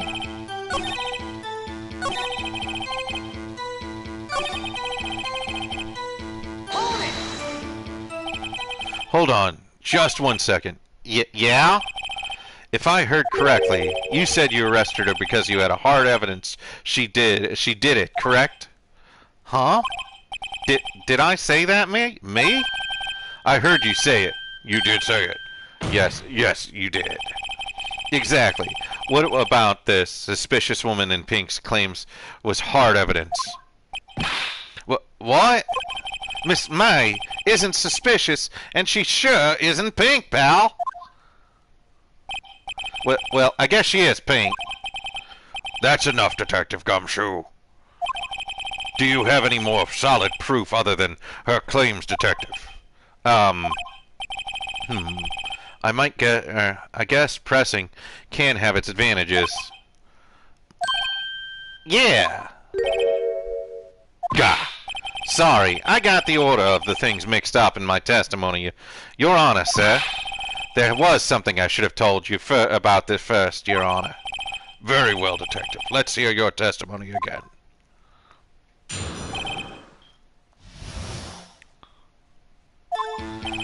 After securing the suspect, I examined the scene of the crime with my own eyes. I found a memo written in a piece of paper next to the victim's body. On it, the words Maya was written clearly in blood. Lab tests show that the blood was the victim's. Also, there was blood found in the victim's finger. Before she died, the victim wrote the killer's name. How do you like that, my hard evidence? Before we begin cross-examination, I have a question for you, Detective. Your Honor? Why didn't you testify about this vital piece of evidence the first time? No, I'm real embarrassed. I forgot about it, Your Honor, sir. Try to be more careful. Very well. The defense may begin its cross-examination.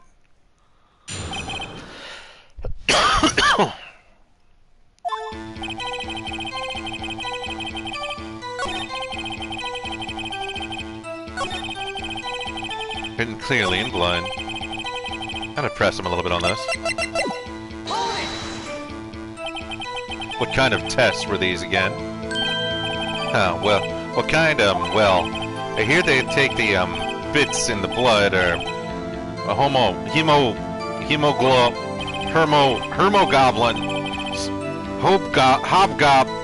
hermogoblin, boblin. I refuse to testify on this matter, pal. I'm no expert in blood tests. Yes, that's quite clear. You may continue with your testimony. Thanks, pal. I mean, Your Honor, sir.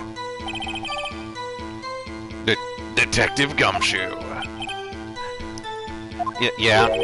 I look forward to your next evaluation, as should you. Oh. That was a mess. Right. Where was I? Also, there's a blood found in the victim's finger. Before she died, the victim wrote the killer's name.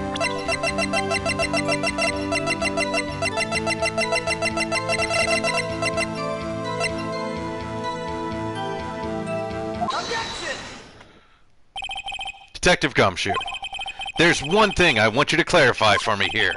You say the victim, Miss Mia Fey, wrote this note. That she was accusing the defendant, Mia Fey. That's really what you're saying. What? This isn't one of those lawyer tricks now, is it? Of course she wrote it. Who else could have? You have it backwards, Detective. Backwards? The victim is the only person who absolutely could not have written it. This is a report from your department, Detective. Immediate death due to a blow from a blunt object. She died immediately! But... no butting your way out of this one, Detective.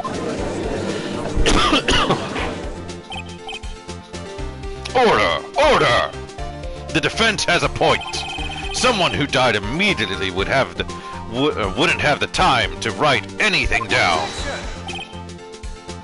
Mr. Wright, I beg your pardon, but when exactly did you obtain the autopsy report?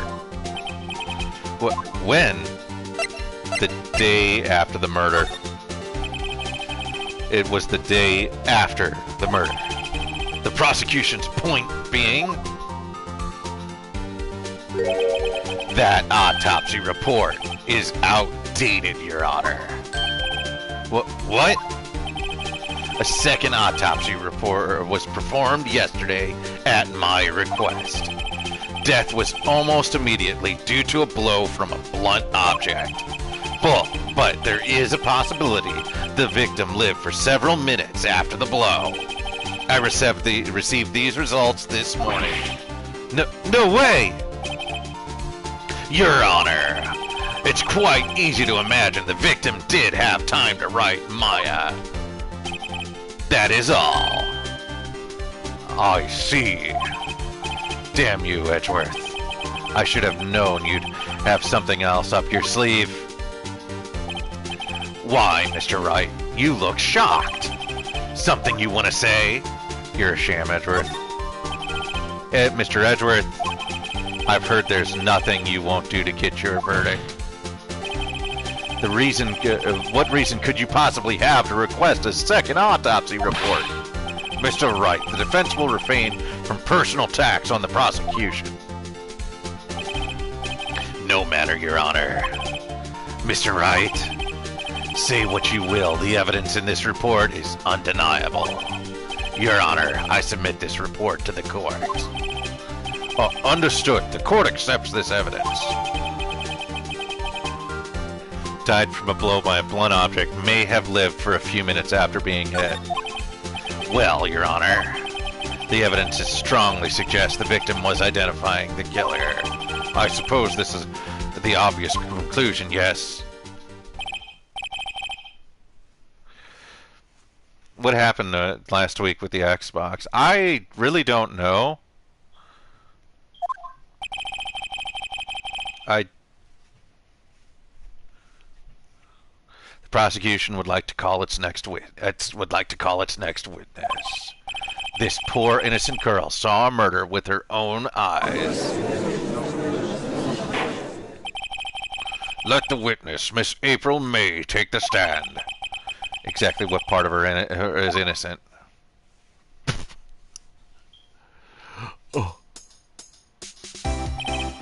Witness, your name, please. April May, at your service. Wink. Order. An introduction could not have require any reaction from the crowd. The witness will refrain from wanton winking. Ah, Your Honor, yes. Oh, yes, Your Honor. Yeah. Oh, yes, Your Honor. She's already captured the heart of the men of the courtroom. Tell us, where were you on the night of September 5th when the murder occurred? Gee, I was like in my hotel room. Tee-hee. I checked in right after lunch. And this hotel is directly across from the Fay & Co. law offices? Mm-hmm, that's right, big boy. Please testify to the court about what you saw.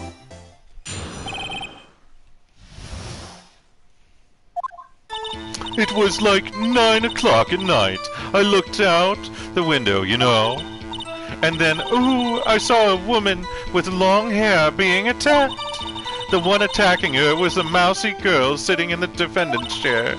Then the woman, like, dodged to one side and ran away. But that girl, she caught up into her and she hit her. Then the woman with long hair, she kinda slumped. The end. That's all I saw. Every bitsy witsy wink. I feel like that is a character that Road Dragon created. Well, Your Honor, I see it is remarkably solid testimony.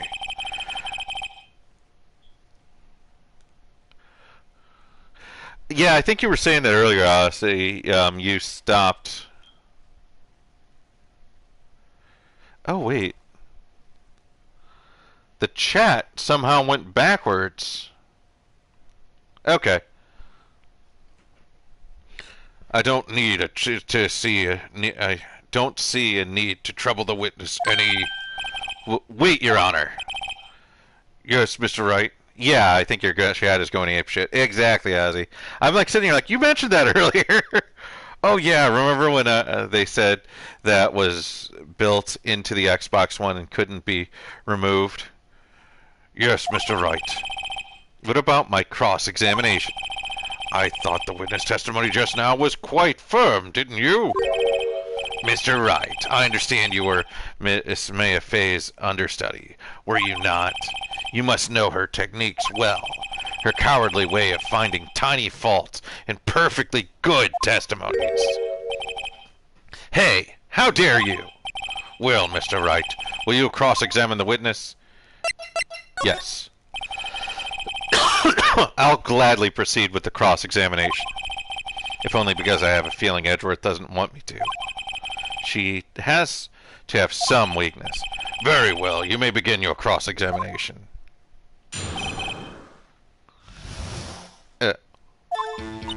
It was like 9 o'clock at night. I looked out the window, you know. What? Why did you do that? Why? Like, why not? Why what? Why did you look out the window? Why were you expecting to... Were you expecting to see something? Oh, well, gee. What? What? That's it. She can't get out the question that's easy. The question that easily. I sort of, you know...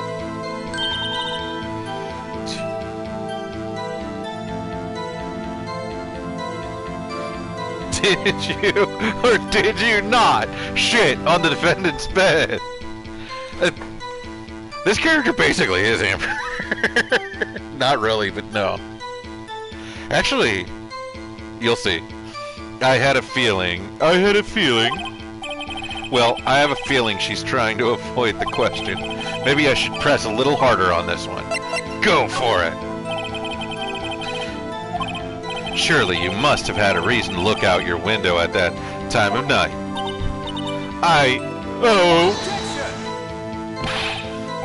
Miss Mr. Wright, I will not have you badgering my witness. Badgering?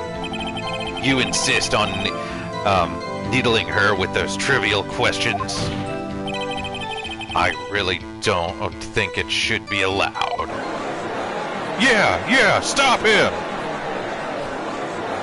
She had to mark her territory. Order! Mr. Wright, you have been warned. Poor girl. What about poor me? You looked out the window. What did you see next? And then, oh, I saw a woman with long hair being attacked. I forget what it is here. The woman with long hair. That was Mia Fey. Slender, sort of, well, some people might say pretty, if that's your thing. Oh, you need to go back to her actual voice. And the person attacking her? The one attacking her was the mousy girl sitting in the defendant's chair.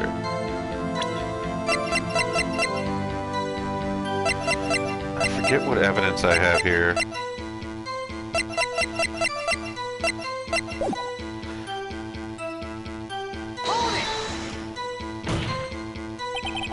How do you know she was the defendant?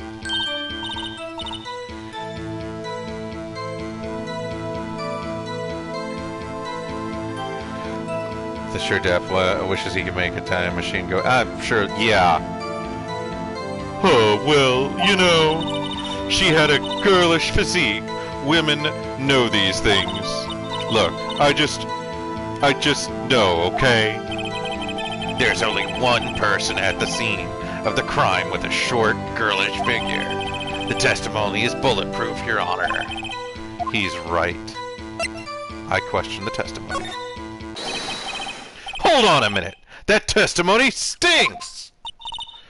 What? What? Miss May, I'm willing to bet that you're lying! Are you telling the truth? Did you really see the defendant?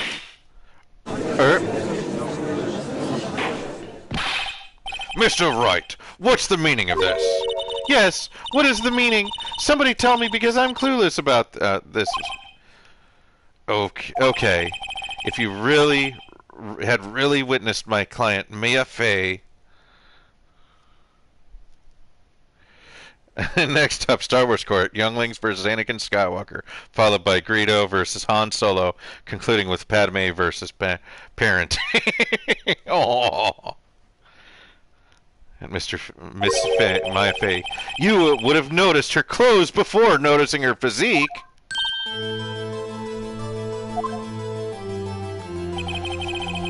No one wears clothes like this on a daily basis, except her. And I'm no expert in fashion, but her hairdo looks far from normal to me. However, the witness's testimony mentions neither of these things. The testimony is bogus. But... Still, we don't know if she was dressed that way the night of the murder. She was, Your Honor. I saw her. And so did Detective Gumshoe. Desk slam. What do you say about that, Miss Maya? Or Miss May? Rawr. What are you trying to say to me, you mean lawyer? I saw what I saw. I just didn't think all the terrifying little details were necessary, darling. Miss May, the court would like to remind you to please omit nothing in your testimony. I'm sorry, Your Honor. I'll be a good girl. Promise. Wink. Your testimony again, if you would. Damn, I almost had her.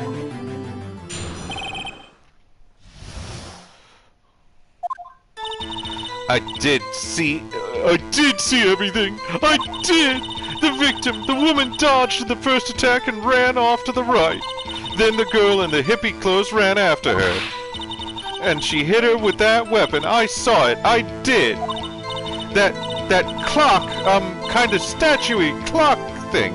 The thinker, I think. Well, does the accuracy of my report not startle you? Tee-hee. In fact, it's too accurate. I see. I only wish you had so detailed from the beginning. Please begin the cross-examination.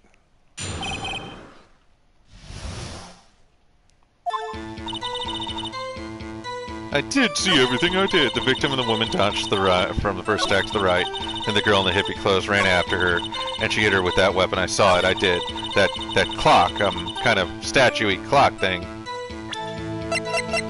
You mean, Miss May, what you said just now was quite revealing. Revealing? Oh, you'd like that, wouldn't you? Naughty, Mr. Lawyer. You just said that this statue of the thinker was a clock. But there's no way of knowing that just by looking at it. Another person in much the same position as you recently called this a clock, too. And he was found guilty of murder!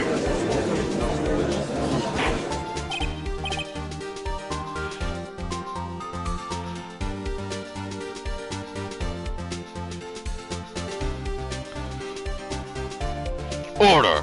Order!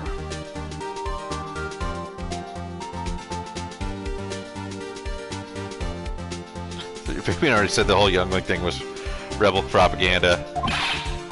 Miss May, can you explain how you knew this was a clock?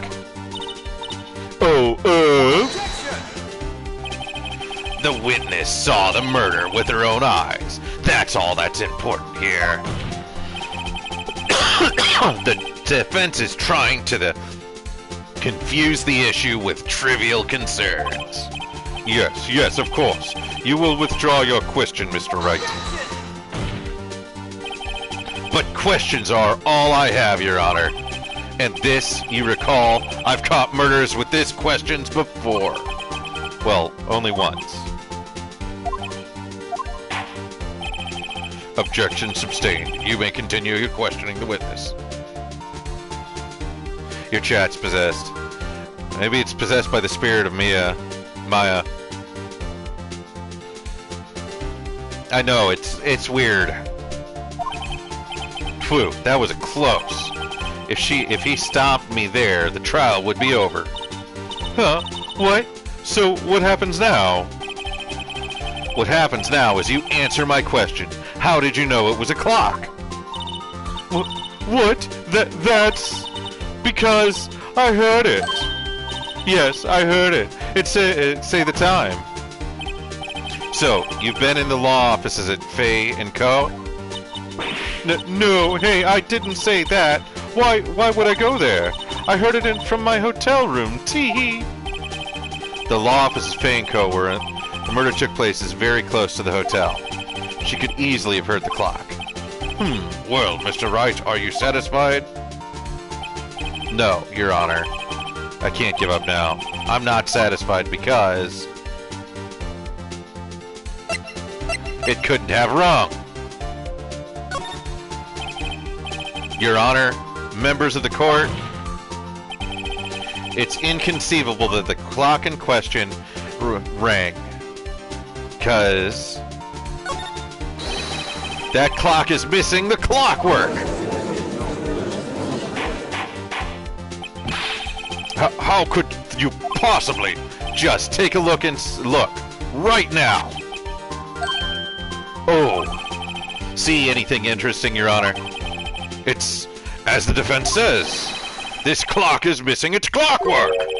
It's quite empty. Mr. Wright, would you care to explain to the court the meaning of this? Next time in court, Nataka versus the possessed chat. Yeah, who's possessing my chat anyway? I need Maya to help help here. It is as you can see, the clock was empty. It couldn't have rung. Therefore, this witness is a big, fat liar. Fat? Well, Miss May. Tisk. It's Fabian and his magic tacos. That's what it is. Quite a show you've put on for us, Mr. Wright. He knew the clock was empty. Somehow, he knew. I'm afraid you're forgetting one thing, however. Indeed, the clock is empty. As you say, it can't ring. However, we must ask, when was the clock removed? If it was after the witness heard the clock, Then there's no contradiction. That's true. What is it? That is a possibility.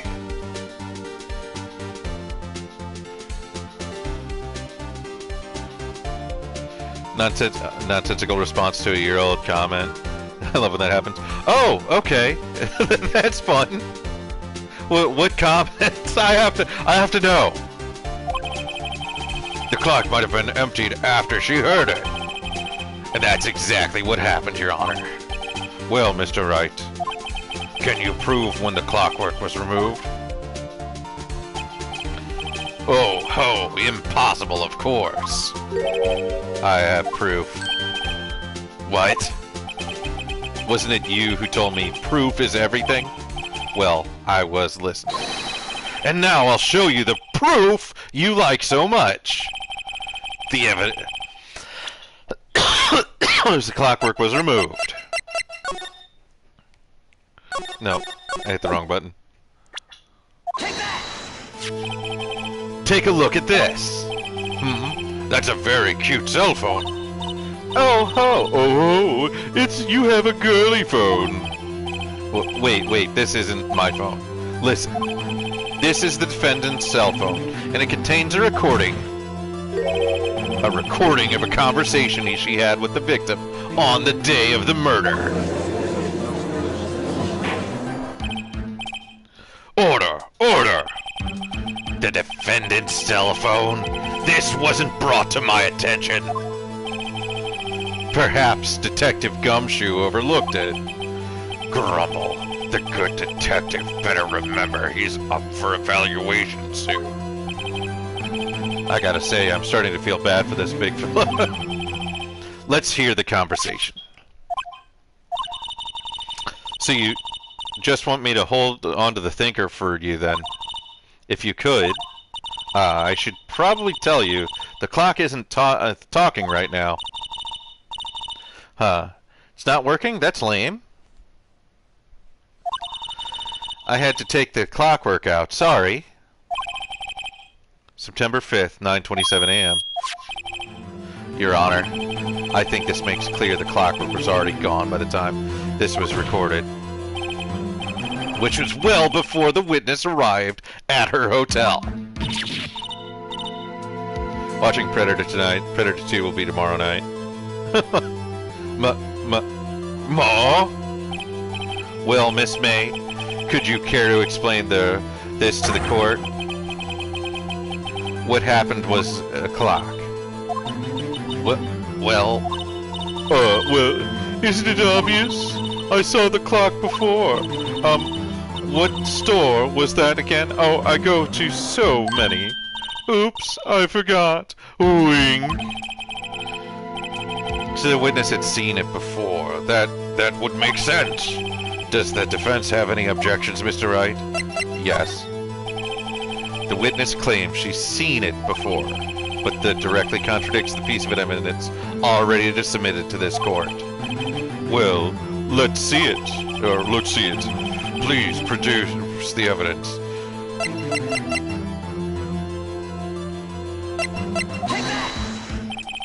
It's simple.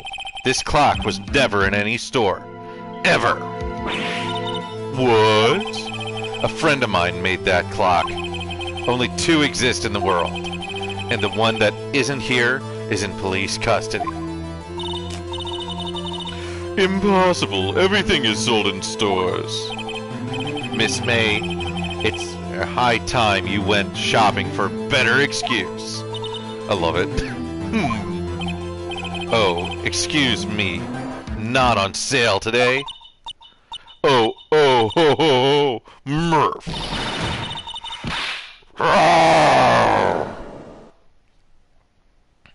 Now she's Amber Heard.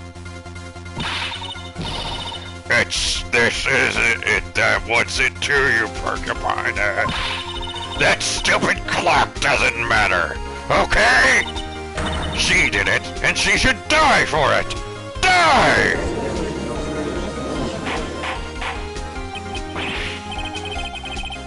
Fabian's magic tacos are probably busy having him fused to the toilet at this moment. Yeah. Whoa! Let's not get ahead of ourselves. This isn't a court of law, and the witness will remain calm. Oh! Oh! Silly me! Did I, look like lose it? I guess I did. Tee-hee! Wink!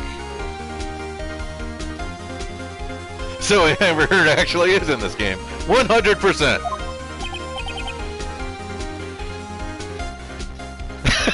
Favorite guy.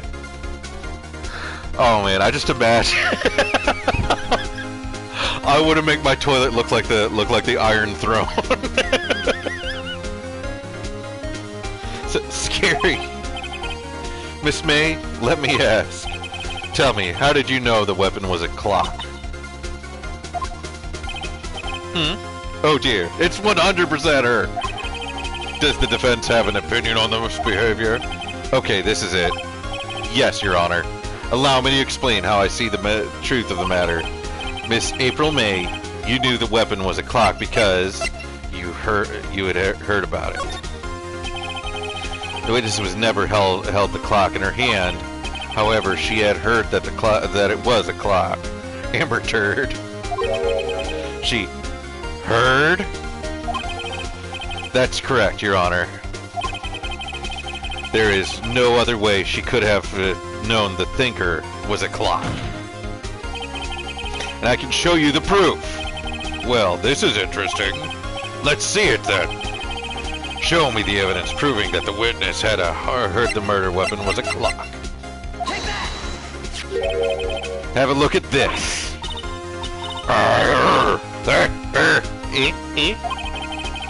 I found this in Miss May's room. Mr. Wright, please explain to the court what this is. Miss April May, you were tapping the victim, Miss Mia Fay's phone, were you not?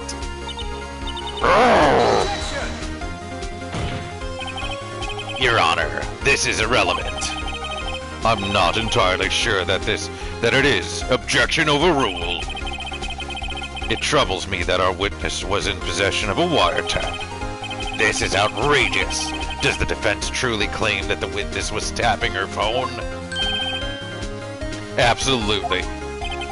Even if that was the case, which it is not, you still have to prove one thing. Did the victim ever say that the weapon was a clock on the phone? Can you prove that? I think not. Oh yeah, I think I can. It's simple. What? Here's my proof. Proof that the victim said on the phone that the weapon is a clock. I present the defendant's cell phone. Yes, we've seen that. Listen once more to the conversation between the defendant and the victim. Mia, what's up? You haven't called in a while. Well, actually, there's something I want to hold on to for me. Again? What's it this time? It's a clock. It's made to look like that statue, the thinker, and it tells you the time. Miss April May, you used a wiretap to listen to this conversation. That's how you knew the thinker was a clock. Am I wrong?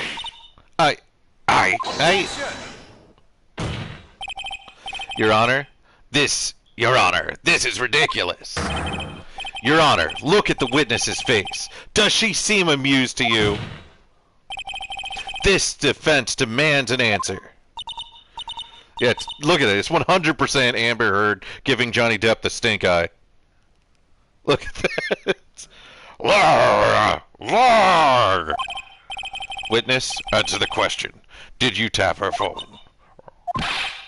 Miss May. Shut up, all of you. What gives you... Reminds me of Ben Judd dropping from promotions in Bloodstained before release. I kept hearing he was associated with Phoenix Wright, I guess.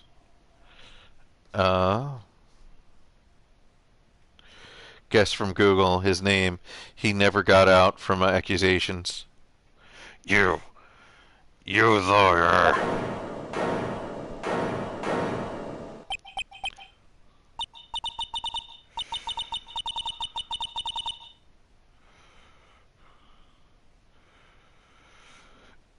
It's not fair, all of you ganging up on me like that. Oh, I'm the bad girl, is that it? Is that it? That did it. The court's seen the real Miss April May now. Now, to deal the final blow. Why the wiretap? Why did you tap her phone? Answer the question. Do I have to? Isn't this a murder trial? Isn't tippity-tapping irrelevant? Saying exactly what Edgeworth wants her to say. Miss May, you were tapping the victim's phone. I hardly call that irrelevant. While the court does not condone the defense's tone of voice, he has a point. Well, Miss May, do you have an explanation for the court? Can you prove you had nothing to do with the murder, even though you tapped her phone? Ha! I did it. I'd like to see her pull that off. Mr. Lawyer, I saw that evil grin.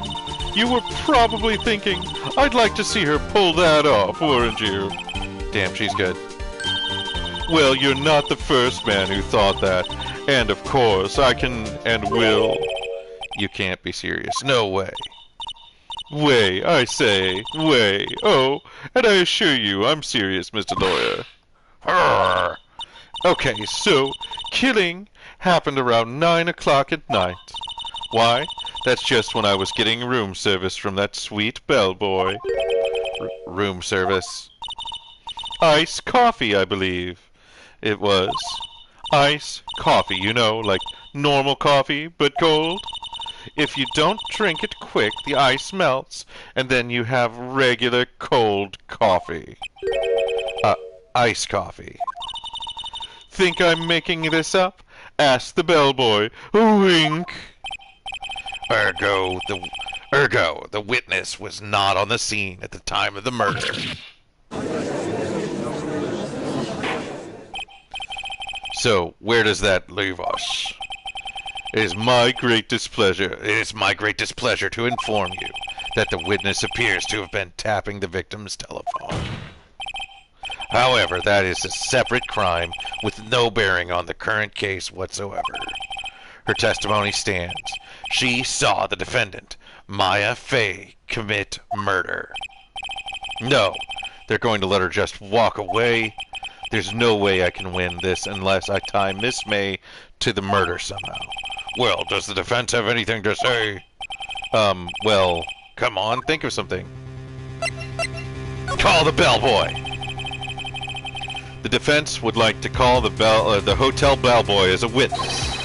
There's something suspicious here, and I'm going to get to the bottom of it.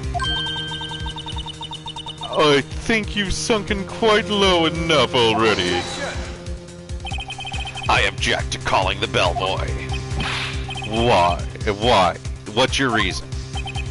Because I hold that the wiretap had nothing to do with the killing. However, if you agree on to one condition, I'll consent to calling this witness. Condition: if April May's alibi is not called into question after examining the bellboy, then you will recognize that Miss April May was not the killer. Thus, she is innocent. And thereby, you must also accept the verdict of guilty for Miss Maya Fey. That is my condition. What? I'd better find something suspicious in that bellboy's testimony. Otherwise, Maya will be declared guilty on the spot. What should I do? Accept? Alright, I've got nothing to lose except, well, everything. Understood! I accept your condition! Fool! You fell right into my trap. Wait. Very well. The court calls the hotel bellboy to the stand. I will 110%, narrate this entire game.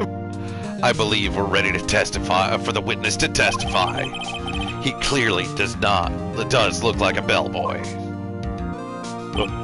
Yes, sir. I received your summons in the middle of work, so, sir, I'm happy to be of service.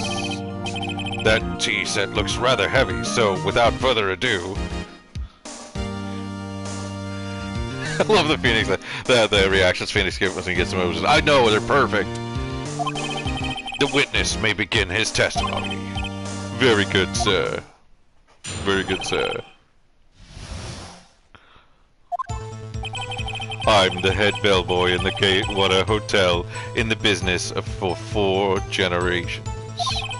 I believe I received a call around 8 in the evening from our guest, Miss May. She asked for iced coffee to be brought to her at 9 on the dot, sir. I brought it to her, and then precisely the requested time, of course, and delivered the iced coffee to our guest, Miss May herself. I see. The defense may begin cross-examination. Right. I'm ready. I hope. This is it. If I can't prove Miss May was involved with the murder now, Mile will be finished. I'm going to question everything he says. I'm the head bellboy at the Gatewater Hotel in the business for 4 generations. What exactly is it you do at the hotel? Why, anything required of me, sir. I check the guests. I check the guests. I check out guests. I clean rooms. I make beds. I even deliver room service, sir. I check Miss May in personally. Are you always so prim? Mr. Wright, you will refrain from asking frivolous questions. I believe I received a call at 8 in the evening from our guest, Miss May. Are you sure it was Miss May on the phone? Absolutely, sir. How do you know it? How could you be certain? I checked Miss May in personally, sir. Not only did I see her in all her stunning radiance, but also I heard her voice. And then I saw them and the point being, I remembered her quite well, sir. Yes, what then? She asked for an iced coffee to be brought to her at 9 on the dot, sir. 9 on the dot, you say? Yes, I confirmed that detail several times. She was watching her a program on TV and wishing to drink after she finished, sir. 9 o'clock, the time of the murder. I brought it to her and precisely the time requested, sir. Precisely 9 o'clock, then? Precisely. Exactly. Most definitely, sir. 9 p.m. How can you be so sure? Miss May was quite insistent that it be brought then. Oh, bellboy, tee-hee. I'd like iced coffee at exactly 9 o'clock. Something like that, sir. Therefore, I knocked on the door at the crack of 9 o'clock, sir. Why would she be so particular about the time? And I delivered the iced coffee to our guest, Miss May herself. You are sure it was Miss April May herself? Absolutely, sir. Absolutely? Yes, sir. As in, so very... absolutely, sir. It's an endearing mannerism of mine. How come you're so very certain? Well, when I brought the room service, sir. The guest, sir, she favored me with a, embrasure, sir. Embrasure? Is that French for embrace? It's French for kiss, sir. But not French kiss, sir. More a peck on the cheek. Why would she have done that? I believe perhaps she was momentarily swayed by my prim demeanor, sir. It was a moment I shall never forget, sir. Sounds pretty fishy to me. I think our Miss May was up to something and wanted the bellboy to remember her. It's no good. There's nothing there. Is that it? Tisk. Finally, you understand. This bellboy has absolutely no reason to lie. Now, if you have any decency, you will end this rather tedious cross-examination here. It was a bit tedious. The witness may leave the stand. I can't let this happen, can I? Protest. Desk slam. Wait. Please wait. Yes. Does the defense have something to add? One last question. Let me ask one last question. Objection! Your Honor, I must object. This charade of justice has gone on long enough. Now, Mr. Edgeworth. Right. Mr. Wright, I'll give you one more question. That's all. Okay. This is really it. Now, this is my last chance. What do I ask him about? I forget, I think it's check-in. Tell me about check-in. Tell me about when you checked in Miss May. Oh, all right. Very well, sir. My first thought was she was beautiful.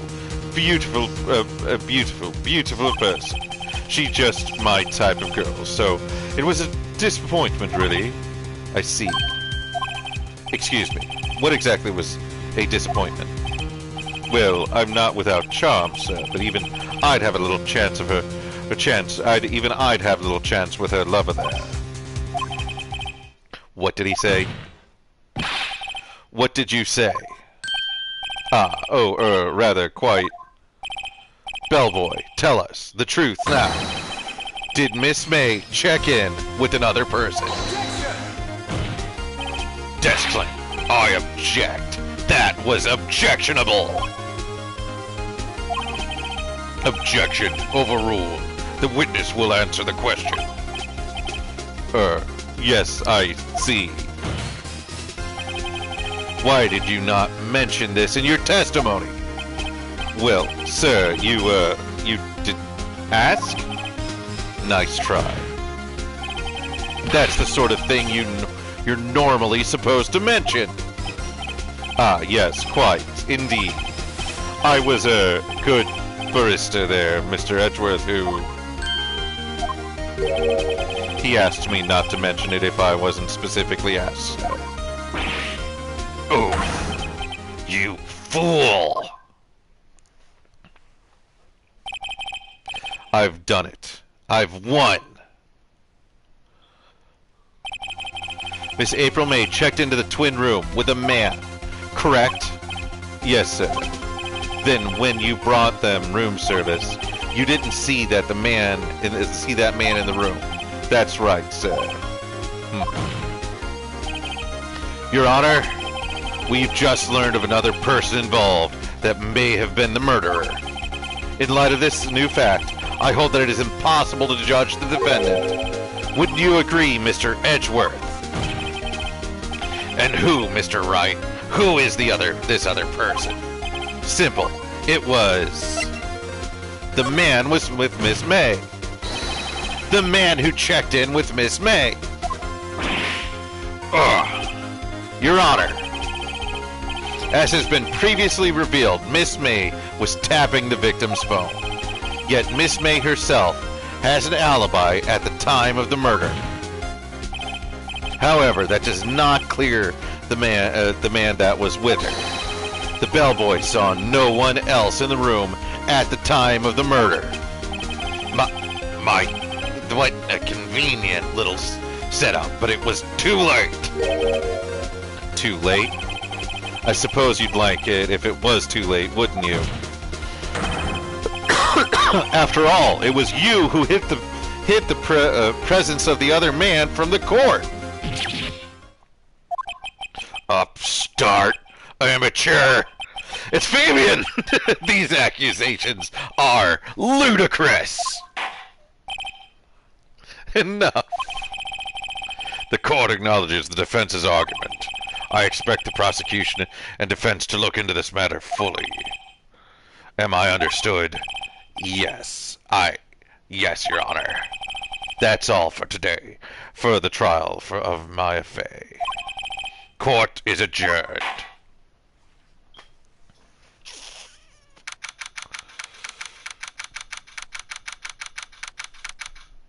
Okay.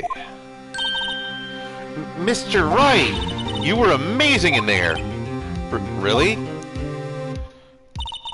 I think I might be your newest fan. Oh, I just doing my job, you know. Then again, the other attorney was pretty cool too. Huh? That face of his with his eyes wide, trembling lips. It sent shivers up my spine. If you say so. So, what happens with me? Do I get to go home now? Well... No, I don't think so. Not yet. Oh, I see. But I got a great lead on today's trial. A lead? The man with Miss May. He's the key. Oh, I get it. What happened to Miss May after that, anyway? I heard they arrested her. I guess she's learning her charms won't work everywhere. She's probably at the detention center now. I may have to go down there later. Anyway, this case is far from closed. Yes, sir. I'm going to find out more about this man. Do you think he was the one who... Maybe so. Sis, don't worry. I'll find him by tomorrow. I promise. I'm counting on you. Well, I asked for the full record of April May's testimony. I thought it might come in handy during the trial tomorrow. But now that I have it, I'm not so sure. Most of her testimony was all lies. In fact, there was only one part that hasn't been stricken from record. The testimony added the record. The victim dodged and attacked and ran to the right, but she was caught and struck. I don't know how much good this will do me at all now. Anyway, time to hit the pavement and do some investigating. Maya doesn't belong in this detention center, and it's up to me to set her free. To be continued. I hate to leave you guys on a cliffhanger like this, but I'm losing my voice. So I'm gonna call the stream here. Thank you guys so much for showing up. We will get back and we will solve the case. I think I'm gonna play this again next week because I love this game. And I'll see you all there. Make sure to hit that like button. And yeah, thanks for showing up for to Super Nintendo 64.